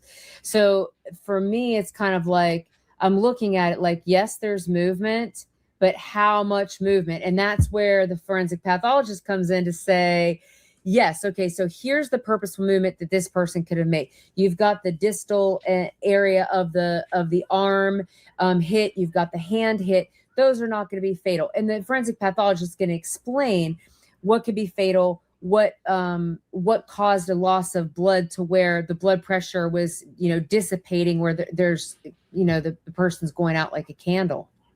There is this other piece in the report that said time to death, which to me as a layperson means how long did it take him to die? And the coroner determined death occurred within seconds to minutes. Minutes made me upset. And I wanted to ask you about that, but also with that kind of terror and also confusion, would there have been a significant amount of pain? Again, that's. I mean, and this question, what is this question for? Editorial. Doesn't really help anyone. On the medical side, but my experience with understanding autopsy reports and listening to forensic pathologists all of these years, they've said that there's not a lot of pain in cases where the body releases endorphins. So when we become injured as human beings, generally speaking, the body tries to protect us somewhat. And in some cases, there isn't a lot of pain. And then in other cases, there is. So again, the forensic pathologist would be the one in this particular situation and the location of those particular wounds to be able to really, really elaborate on whether they thought there was pain. I hope that your body's defensive mechanisms would kick in for Spencer and Yes. Monique, and that it just would be terrifying, yes, but hopefully painful, no. Okay, let's turn our attention to Monique and the reports that we know about her autopsy, and that is that she suffered 9. So she suffered 2 more gunshots than Spencer did. Considering she's the ex and Spencer's not, that's probably not surprising to you. No, that's the report is that she suffered from 9 gunshot wounds. He suffered from 7. It's domestic violence homicide. So even though he is a former intimate partner, it still is classified as domestic violence homicide or intimate partner homicide. And the reports that I read was that he threatened to kill her, the suspect in this case, the defendant in this case, who's been charged with these crimes. There was domestic violence prior to this, and this type of dumping, this rage type dumping into the victim, is an emotional release. It releases like. I think there was enough shots where he unloaded a clip and then reloaded, which is wild, right? And so this is just a tragedy for all involved. By the way, haven't seen Ellie around. Wingsley, keep your eyes open for Ellie, please. Like a perceived, grievance, abandonment, those kinds of things. And the shooter in this case, regardless of who it is, knows how to operate a weapon. They can fire the weapon repeatedly under stress. They understand how to take down the target. And not only did he intend, or the killer intend, to kill Monique and Spencer, but also dump all of. So if the gun fired 16 shots per clip, then maybe it didn't require reloading, but he just unloaded the whole thing. If it was true that it has 16. The rage that was being experienced into this act. It was like, 1 bullet, that was nowhere near enough. 2 was nowhere near enough. But it's like, was it, it's interesting to me that, like, you mentioned, your firearm and how many projectiles that firearm holds, and that we have 16 in this case as well. And it's like, okay, is there even a plan that I'm going to shoot you 9 times and I'm going to shoot you 7? You know, is that even part of the plan? Because we do see it. And originally, like, you know, when we thought it was 1 wound to the chest for Monique and 3, it was the opposite. Now we know that it's very consistent with the pattern of intimate partner homicide when there are firearms involved, and when there's somebody that is perceived as like a rescuer or an interference or something like that. The shooter in this case was able to adapt his or her or whoever's position to make sure that this got done, and it got done exactly the way that it was planned. And to me, that's what her wound pattern shows us, is that it went as planned. This episode is sponsored by Cowboy Colostrum. And if you have been trying to fix your gut health, this might be something you want to look into. You know that colostrum is packed with nutrients that's 25% off when you use the code Banfield. At 1 shot is to the face, and it's to her right cheek, which, you know, everybody would, I don't know. I think everybody would turn differently to try to protect themselves, but I would turn to the left and protect myself that way, which would mean the right cheek. Mm-hmm. It depends on where they are in the room, assuming that they are in the bedroom, assuming that they're in bed, assuming that, you know, and that, again, like, I'm using the word assuming because we don't know yet where they're found. We do know other this. than the 911 Yeah, call. the 911 caller said it looks like he's beside the bed. So rolled out of bed, jumped up out of terror, and both of them are standing. But I think there's got to be some standing because there's these straight on shots, and it's very hard to get over someone in bed. So it says 16 shots were fired. And is that how many bullets the gun can contain? 16? 16 in the clip?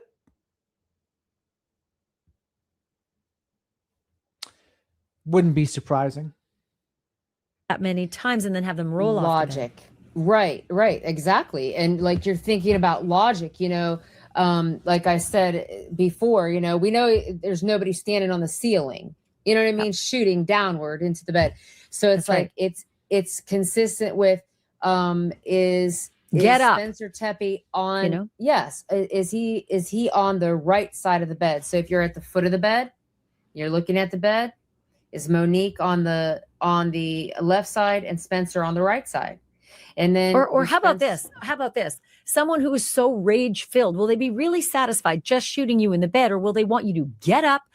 I'm about to tell you everything I want to unload, and then I'm going to do something to you, and I'm going to make you watch as I do something to your partner. I mean, I almost feel as though the satisfaction for somebody that rage filled to do shots to the face for both of them, right? They're going to want to take their time communicating the issues that they have with these people, right? Sometimes they do use very direct language. Like you said, you know, they sometimes will go, get up, don't talk, move, sit down. You know, they'll use very clear, direct language. We don't know in this case if there was anything spoken. Monique said to friends that this is out through reports. Monique told friends who reported to police that he said, I will buy the house next to you. I will track you down. You will always be my wife. And so that's why I think if that's true, that won't be somebody who's satisfied just coming in, popping off those shots and leaving. There's going to want to be some conversation and some settling of grievances about all of it. That's you know? right. I mean, that's exactly right. I mean, this is about a prolonged, long-term type grievance that he's had with her, you know. And again, it was about losing control. He lost control. That's what the threat to move in next door to her was about. See, you can't leave me. I'm going to stay in control. And then when she gets married and has kids with Spencer, okay, well, I'll show you. If I can't have you and be in control of you, no one can. I'm speaking about what the state's alleging in this case. In domestic violence homicide, unfortunately, this is a pattern that is seen a lot of times, where the offender wants ultimate power and control of the victim, and a little bit of torture, a little bit of inflicting pain and suffering before the death. Yes, it can be mental or can otherwise. Also be like that. Yes. Ashley really wants to put that motive out there. Maybe. I'm not sure though. I think the ultimate thing was just regaining control. Could there be an element of torture? Sure. But I don't know one way or the other. And there has to be a tremendous amount of familiarity to come into somebody's house, come all the way through it, come upstairs, and end up in the bedroom, because the bedroom is a very purposeful location. That is not a random location for inflicting gunshot wounds on these victims, to me, Ashley. And that, I mean, he broke in and he probably just barged into their bedroom. That's what I would think. I don't think he's going to invite them down. Hey, come on downstairs so that I can walk you back upstairs and then kill you. I don't think so. I think he went upstairs and did this. And I'm saying that because think about a bed. Think about a bedroom. That is a very intimate space. And he didn't kill Monique Tepee and Spencer Tepee when they were out to dinner somewhere. He killed them in their bedroom. Or getting out of their car outside at the garage, walking inside. But I will say this. If you're doing it under the cover of darkness in the middle of the night, the only place you're going to find them likely is in a bedroom. But that met his needs. You know, the killer, the needs are met by, you know, you are always going to be my wife. And you are here in. Ashley was right with what she just said there, that, yeah, it's probably just where he walked up to, right? By the way, please remember to like the video. Likes are free. Leave your DNA on that like button and subscribe to the channel if you're not already. And by the way, chat, let me know. I'm thinking about getting Dr. Salerno to do one of these lives with me next week. I'm trying to decide if it would be better just to record the conversation, have him on for the live, and then go over videos, or just have him talk to me while live and give people a chance to ask questions too, and super chat, etc. Let me know which one you would prefer. Bed with another man. And this is where yes. And so to me, if he did it, it's a reflection. It's yes. I mean, the defendant in this case, to me, the whole thing is a reflection of the personality, cognition, and emotionality of the offender. What are we seeing from those standpoints? And you know, it's very consistent with a rage-filled, anger retaliatory, conflict resolution benefit type murder. You know, what is the conflict between the victim and the offender? How does the offender choose to resolve that conflict through murder? And then who benefits from the victim's death? That's my matrix for conflict resolution benefit murder. And it you know, usually fits very, very well with domestic violence homicide. And in my opinion, it fits in well with this case.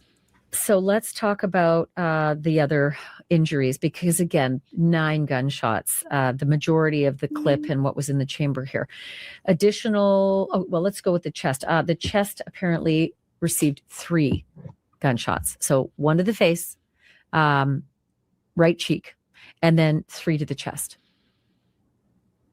So it's not as much movement, you know. I don't think we're seeing as much movement out of Monique as we are with Spencer. You know, to me, Spencer, and of course I could be wrong, but to me, he could be on the right side of the bed. He is moving off the right side of the bed, falls down onto the floor, and then somehow ends up with a gunshot wound to the back.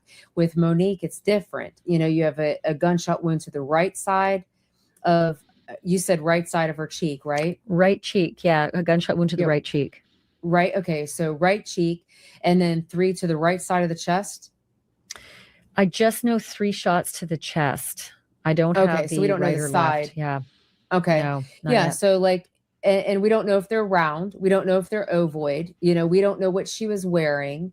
So there's a lot of information that's missing to be able to really, really take a deep dive like we can with Spencer, because we actually have a report written by a medical professional. But in her case, you know, it's a bit more open-ended at this point. And those gunshot wounds, to me, that pattern sounds like a victim that was not moving as much. But also, this shooter understands how to aim. And I will say to OC Girl and others that I'm not the biggest fan of editorializing and sensationalizing some of it. And let the facts out. But then when you kind of sensationalize, etc., and don't get me twisted here, the facts themselves are sensational in this case in particular. Across, you know, multiple planes of the body, and repeat the sequence, you know, to be able to shoot like Spencer is shot in the chest. Monique is also shot in the chest. Spencer is shot in the head. Monique is also shot in the head. So like the killer can repeat and remanufacture the same pattern. I keep coming back to the suspect who they arrested, and that is someone who is a vascular surgeon. Look, I know a lot about how to kill people easily and quickly, only because I was a war correspondent and I knew how I was supposed to protect myself in a situation in a battlefield. But I also, you know, I did the NRA course, and the kill zone is right here. This is the kill zone right here. You know, you are going for that. And as a vascular surgeon, you would know exactly what you've got to do, whether it's in the head, neck, chest. That's why I'm guessing, again, he's innocent until proven guilty, but I'm guessing it's why we don't have any shots to the legs, the butt, the feet, nothing. It's all upper body, head, chest, neck. Yeah. It doesn't do anything emotionally for the killer. It does not bring on the payoff. You know, every single one of those shots is a message, is anger, is you wronged me, I own you, those kinds of coercive type controlling behaviors that were allegedly exhibited in Monique Tepee's former relationship. So every single one of them is kind of is very specific. Even though they're in a cluster, we see three to the chest, one to the face. Similar pattern with Spencer. It's still to me are two totally different not different emotions, but like the difference in the way he feels toward where the killer feels toward Monique is different than the way he feels towards Spencer. Yeah. Plus, Spencer is easier to maybe get away or be a bigger threat. So, you know, a lot of times killers will take out the bigger threat first. And in this case, I saw in the autopsy report that Spencer was, I believe, 187 pounds and 73 inches in length. You know, so he's not a tiny little person. You know, he's a person of a bit of size, you know, that is that 6'1"? Is that 6'1"? I think 73. Did I do the math right? 5 feet is 60 inches. Yes, about 6'1". So, you know, he is definitely more of a formidable threat than Monique. And, you know, you could see them in their wedding pictures and things. You know, she was definitely more small, of a petite, tiny. Yeah, she's small. It compared, you know. So are we gonna take?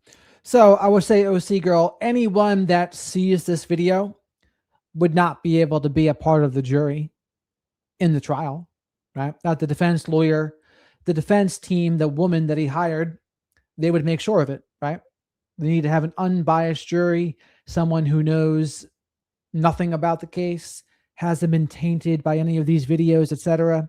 So the entire true crime community would not even be allowed on a jury, as ironic as that sounds. Take out Spencer first, because, you know, you don't want Spencer trying to interrupt when you're The when ultimate you're really goal. killing, Yeah. killing your absolute The ultimate target. And Yeah, you your know, ultimate this suspect who's arrested is massive. I mean, I saw him walk into court and I was astounded. I can't remember his specs, but he's well over 6'1", I think, and well over 200 pounds. He was a very big man. Didn't used to be. His earlier pictures showed he was quite slight, almost the same as Spencer Tepee. They seemed very alike. But then later in life, and that would have taken over 10 years because they weren't married long, and they were divorced and separated and finished after 10 years. He transformed. He transformed. Yeah, he became quite big. Well, I think it's a reflection of So honestly, Michael McKee could have done some TRT or some steroids. It looks like his facial structure is different, so wouldn't surprise me at all if he did. And would that contribute to this going on? Definitely could. Definitely could. But mostly, I think it's the narcissism. But steroids / TRT or psychopathy, it's just going to enhance that. maybe a reflection of how he felt about himself, and how, he putting on some kind of armor, to protect himself, or Yeah, and I'll there's tell you, so many reasons. He didn't look obese. He looked as though he was a big, strong man, almost like he had put on all the weight at the gym. He was much beefier. Yeah, so it could be HGH, could be TRT, could be other pro hormones, could be steroids, could be many things. But something hormone related. But in almost a healthy, fit kind of way. That was just my observations. Let me move on to the additional wounds that Monique suffered. Gunshot wounds to the torso and arms. I can't tell you how many in each space, other than the chest is 3 times. But torso and arms, once again, it tells me you're getting your arms up to defend yourself. Yes. This is, these are goal-oriented murders. Let me correct that. I do have a little bit of information from. So one of the best examples, look at people like Barry Bonds. Barry Bonds, Mark McGuire, Sammy Sosa. These are all baseball players, mind you. Joe Rogan. Joe Rogan's another great example. Look at him. Look at Joe Rogan in his 20s and 30s versus Joe Rogan now. Completely different facial structure. Besides the fact that he's bald. The Columbus Dispatch on Monique. So let me just tell you what I've got. Okay.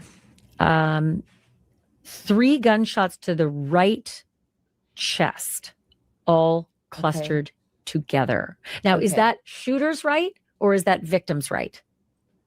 When they say that, if they're saying, if that's coming from like a medical report, my understanding of that would be that's the right side of the victim. Okay. So 3 gunshot wounds to the right chest, all clustered together. Again, if this is a vascular surgeon aiming for the heart, he's going for center mass there, and maybe she's turning slightly, and it hits her right hand side. The wound. There's another wound to the right side of the torso, which would maybe tell you she's trying to get away. Okay. She's trying to defend. I don't know. There is a wound to the right forearm. Just like I said, if I was turning and trying to protect myself, that's what I might do, right?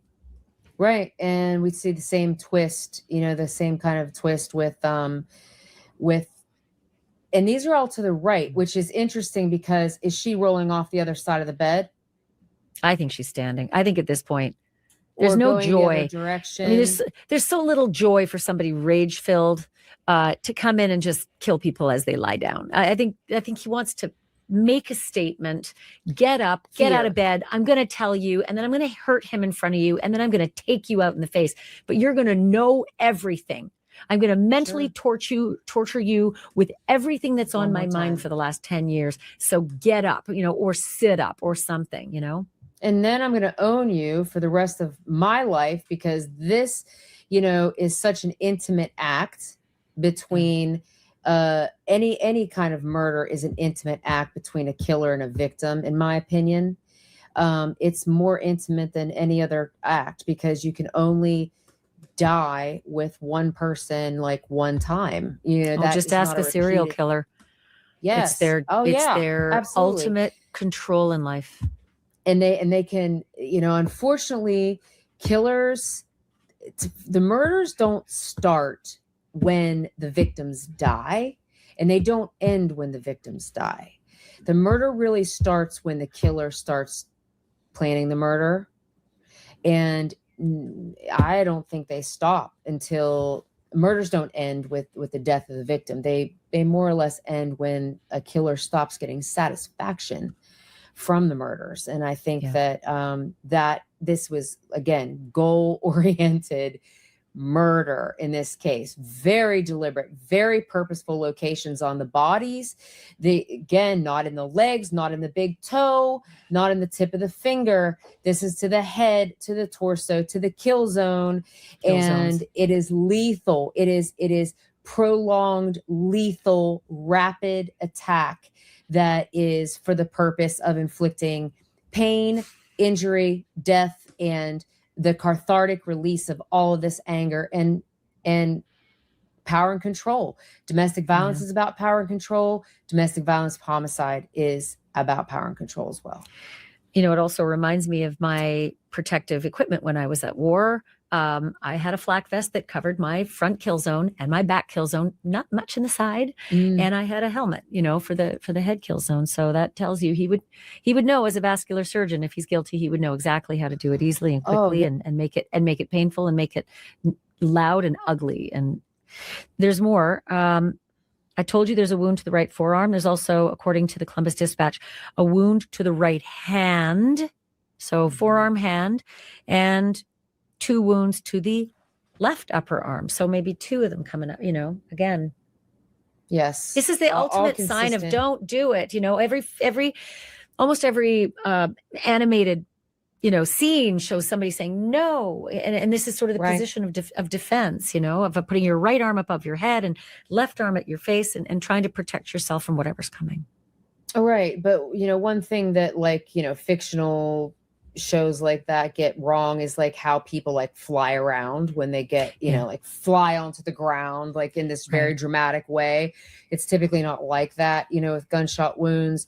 The bloodstained evidence shows us that that's really not consistent. That's not really reality. That's really production.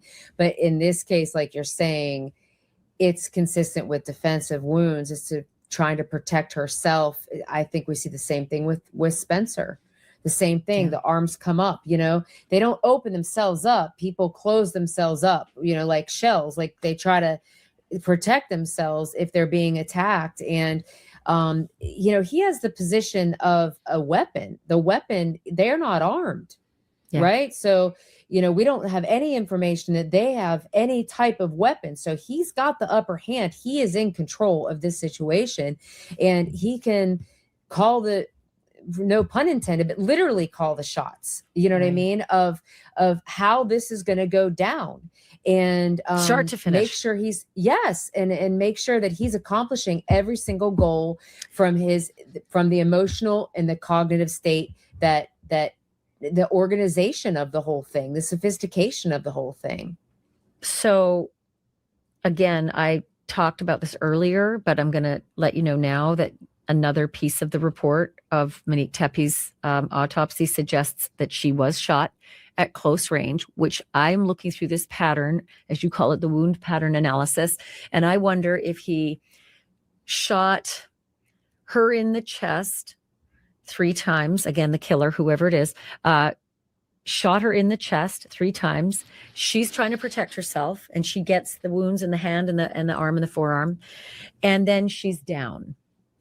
And then you get the headshot at close range execution style. I always wonder if that's how you get the perfect aim on the face, not even the head, the face, right cheek. So she's maybe down and her right cheek is up, and then it's to the face. I wonder if that, or if the face was the first lucky shot, because it's not easy to aim in the dark. This is a pitch black. I assume the lights weren't on. I shouldn't. Right. Maybe he switched the lights on and said, get up. We're going to talk. I don't know. Yeah, I think this is the defendant in this case strikes me as the type that's never going to tell anybody what went on in there. And what's going to be critical for the prosecution to help explain this to a court is not only the sequencing of events like you're describing. Do the lights go on first? And that would not surprise me. That would not surprise me at all, because you do have the clusters, right? Yeah, And we know that we have a shooter, no matter who the shooter is. We know that we have a shooter that is competent with a firearm, that can adapt his or her position on the fly, and that they are able to shoot across multiple planes of the body and still hit critical targets that render a victim incapacitated, and then of course cause death. So I think you could be very right that there's an element of, the lights go on, there could be direct language, there's the element of surprise. They have absolutely no idea, that this is about to happen. They're caught under blankets or something like that, where they have to move away. And does it say where we don't know where she was found, right? We don't, but I can say that the 911 caller could only see Spencer fallen off the bed. Well, she could have fallen off the other side of the bed that's not visible from the doorway that the caller had approached and didn't go closer. So let's say the bed is inside and she's on the other side of the bed, having stood up, fallen out of the bed, whatever it is. Maybe she's eclipsed by the bed, and that's why the caller could only see one person on. So the caller didn't go into the room. Is that what your understanding was? The caller said he could not go further, whether that meant mentally or physically barricaded, whatever it was. The caller said, I can't go further. I can't get further. I think the caller had children to deal with as well, and there was more to it. Yeah. I see. Okay. Yes, absolutely. So we don't know that yet. And that position is going to be a huge piece of the puzzle of where her body is recovered, because that's going to lend to like what you were mentioning earlier, Ashley, about the layers of blood. A lot of times you will find like if you have two victims in a scene like this and both are bleeding at the same time, which we know they are both bleeding at the same time, and we don't have any indication that anybody else is bleeding in the scene. So from like bloodstain pattern analysis side of the house, we're going to be looking for those layers of blood, which what came first, what came second, what items are maybe disrupted and on top of blood, what blood actually spattered, back spatter versus forward spatter. All of those kind of things are going to come into play. And you're dealing with fabric, a lot of fabric in bedding, a bedroom, carpet, yes, maybe. Yes. So the way that blood behaves on every different fabric is different. Like the way it behaves on polyester is different, the way that it behaves on cotton and synthetics and stuff. So sometimes, the blood stains can be stretched out because like the droplet of blood goes onto the fabric. Sometimes they sit directly on top of that fabric, and they just sit there like in a little spheroid on top of the fabric, and they don't absorb. And then there's other types of fabrics where the blood will absorb, and then it changes the size and shape. It distorts that size and shape. Yes, everyone, please remember to like the video. Likes are free. Leave your DNA on the button. Subscribe to the channel if you're not already. And come say hello to the flock of black sheep here in the live chat. And it's like, okay, can we really use that to analyze exactly what was going on right here? It still tells a story. But then the DNA is going to also play a big role in, okay, we're going to swab this, we're going to swab this, so we're going to divide the room. Like me, I would divide the room into area A, area B, area C, area D, like those kinds of things. And then I would swab bloodstain A1 from area A1, bloodstain 2 from area A, like those kind of things. So I would end up with like 10 bloodstains selected from each of the distributions. And of course, we identify those based on the patterns Bloodstain pattern analysis cannot be used alone. It has to be used in context with the totality of circumstances of the case, but it also needs to be used with the DNA, to like put people where they go in the scene, and also connecting it to that event. Now, in this case, it's very highly unlikely that there's going to be a bunch of blood in the room other than from this event, right? But that's not always true in every case. Honestly, it's not. I mean, sometimes you do have what looks like to be old blood, and you're having to test it because you're like, is that even relevant Part to of this scene? Yeah. Right. Yes. I cut my foot during the summer and I stepped on the carpet and Exactly. So swab like 10 stains from each of the areas, each of the distributions to the room. And I'm imagining that there are going to be different distributions because of what we're talking about here, that we have movement. It isn't, these wound patterns are indicative of movement. And even though these are like prelim reports that we're looking at here, it's still illustrious of potential movement. We're not going to know that until much later, but that it is the bloodstains are going to tell the story. Here's something that might tell you quite a story, that the time of death, again, this is for Monique Tepee, not for Spencer. Spencer's time to death was within seconds to minutes, but time to death for Monique, the coroner determined, occurred rapidly. Rapidly was the word, not minutes to, not seconds to minutes, rapidly. So there's a catastrophic injury to her body that was where she was not able to sustain life. Yeah.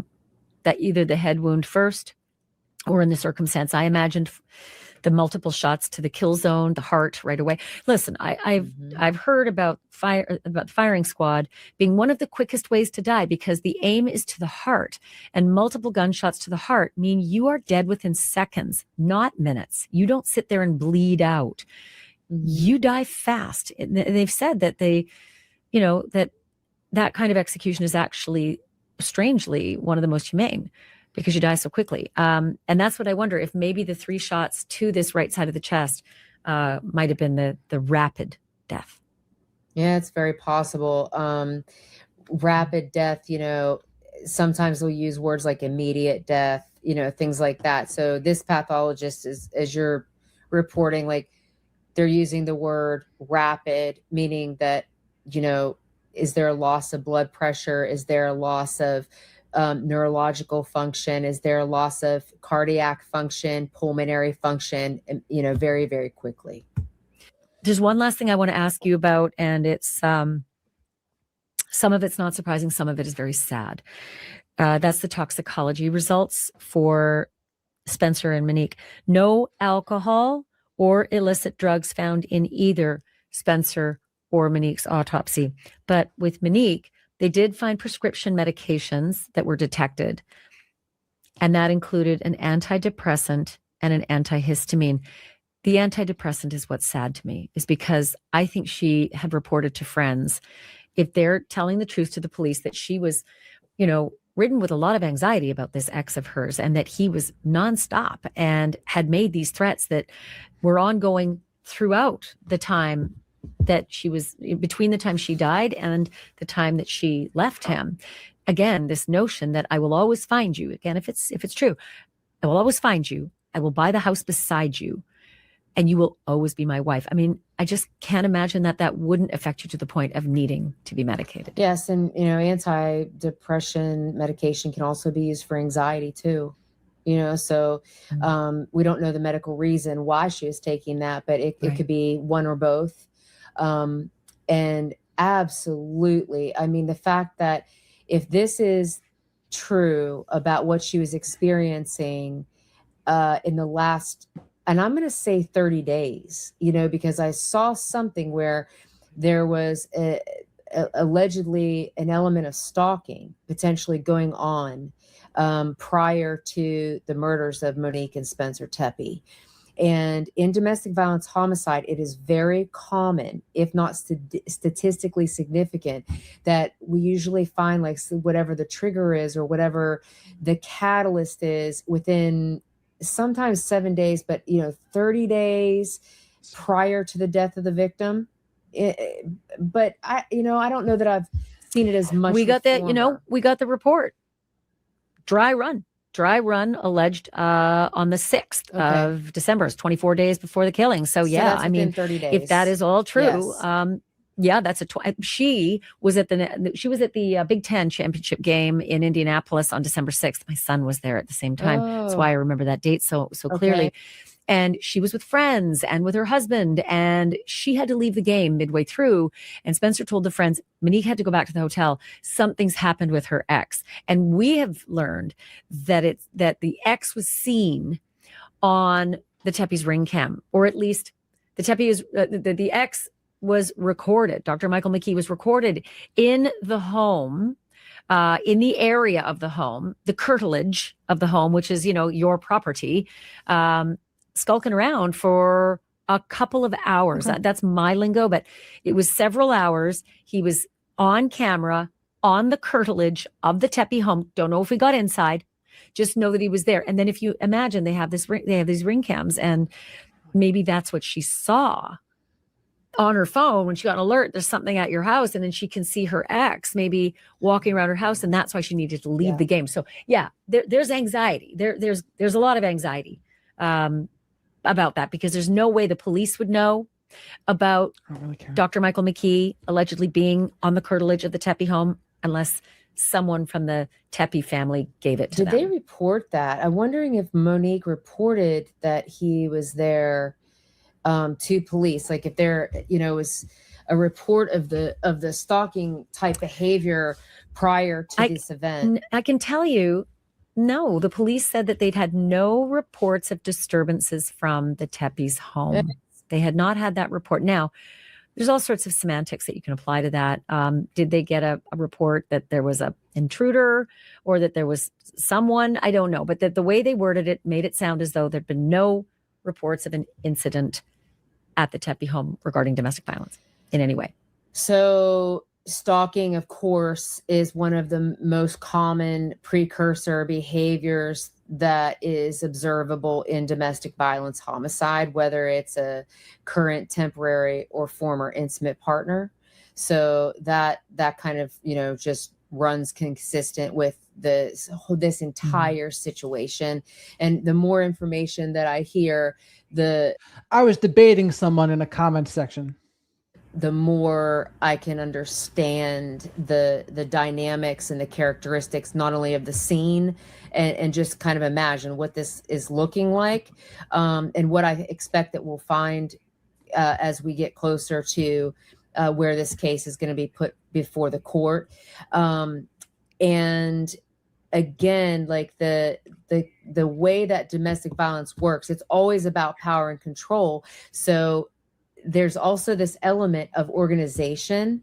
So like familiarity is, people that are afraid, people that are in a panic when they kill often make a lot of mistakes, and they're easy to catch.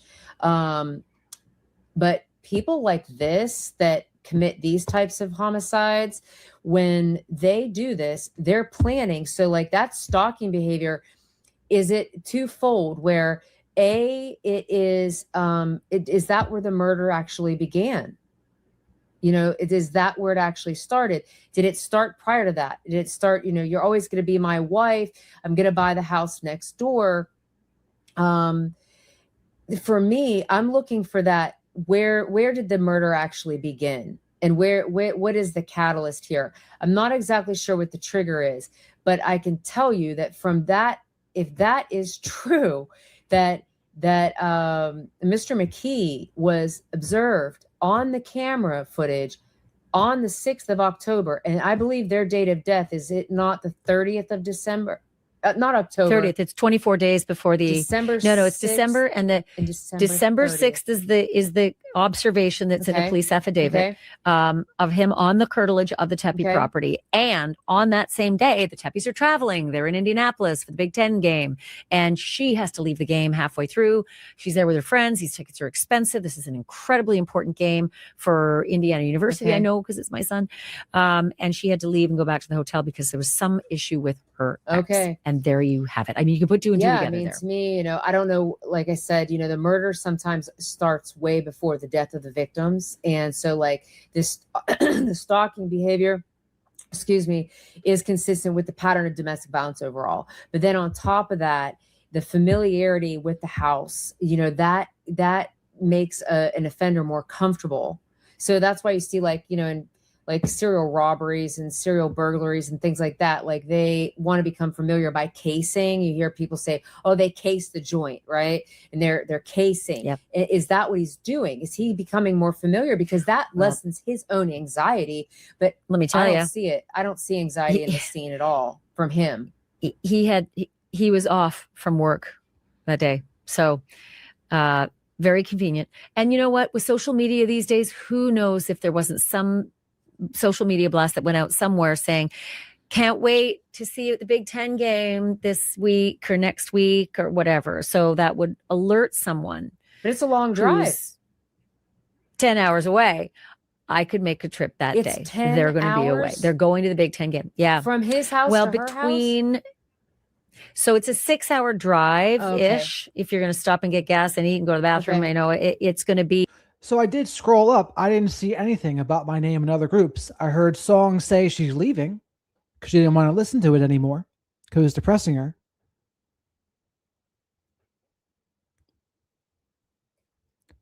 Yeah, good night. I've had enough. In Ask.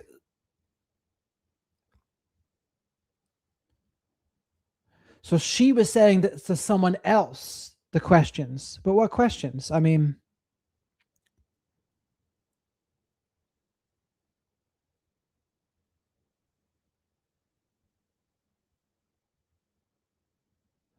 would you be okay if the other streamers got upset with me? I think that Jared's channel is underrated.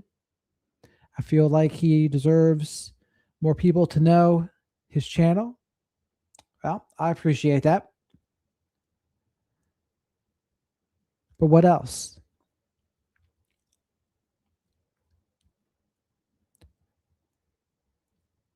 I was asking if it'd be okay to share your channel and other live streamers' chats to bring over more black sheep to the flock. That really depends. That depends on, because here's the thing. Like if people come in here and say, oh, why aren't you all watching JLR? I wouldn't necessarily like that. So it depends. It just depends on like what that person would think about it. It had to come up like naturally. I don't think it's appropriate to necessarily promote myself and other people's streams and channels. But if like people mention it, I guess, to like their friends and people they know personally, I think that would work.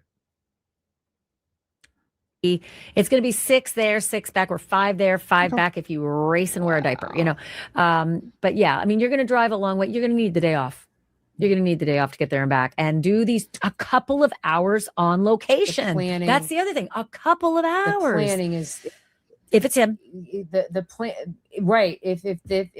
McKee is found guilty of these murders and he indeed is the correct suspect, the level of planning, extraordinary planning. Yes, it's extraordinary because it is so goal oriented.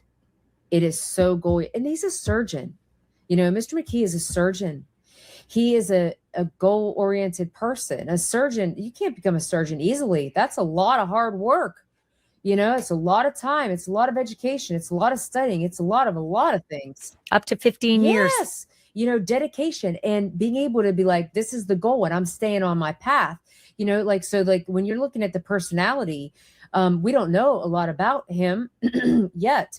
But I definitely think, the fact that the profession of Mr. McKee is the fact that he's a surgeon, that is a goal-oriented profession just in and of itself. And it's a high goal. It's a big goal. It's not, something, easily acquired by most people.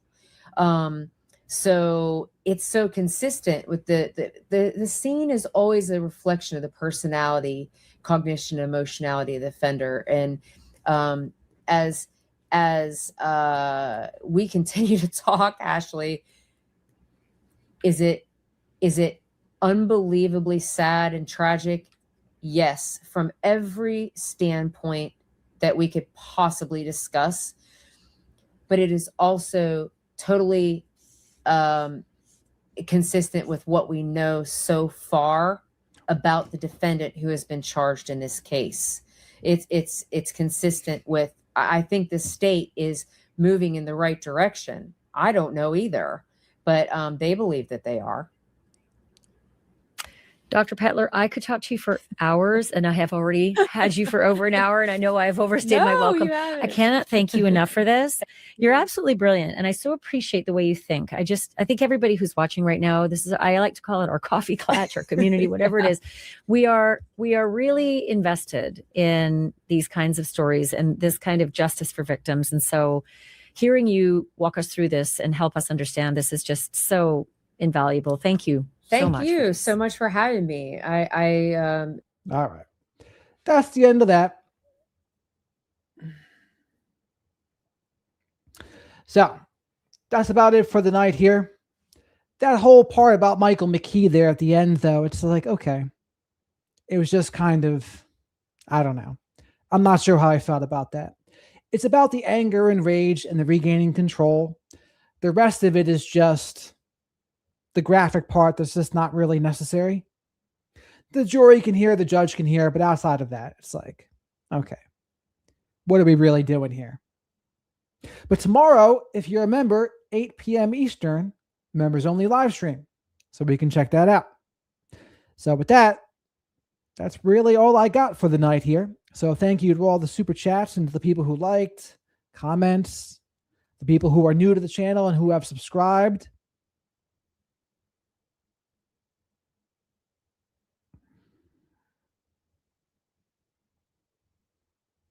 Tim, I didn't realize Tim was still here. Right on, Tim. I'll see you then tomorrow. Danielle, Kat, thank you to Livin and Song Bits for modding here. Jolly, have a great night. Dana, have a great night. Krob, you have a great night as well.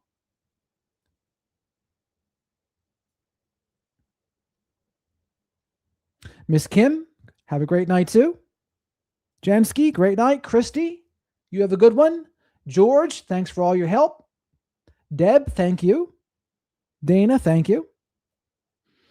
All right. I'm glad Australia is representing. I will see you tomorrow as well, Dana. Have a great night, Miss Kim. Jennifer, great night. Dee, have a great night. Rooster, over and out. Teresa, have a great night. Thanks for joining us here. That's right. Always practice radical self-respect. And feel better, Rooster. Have a great night, everybody. Have a good night, Autumn. And no hype. Till next time.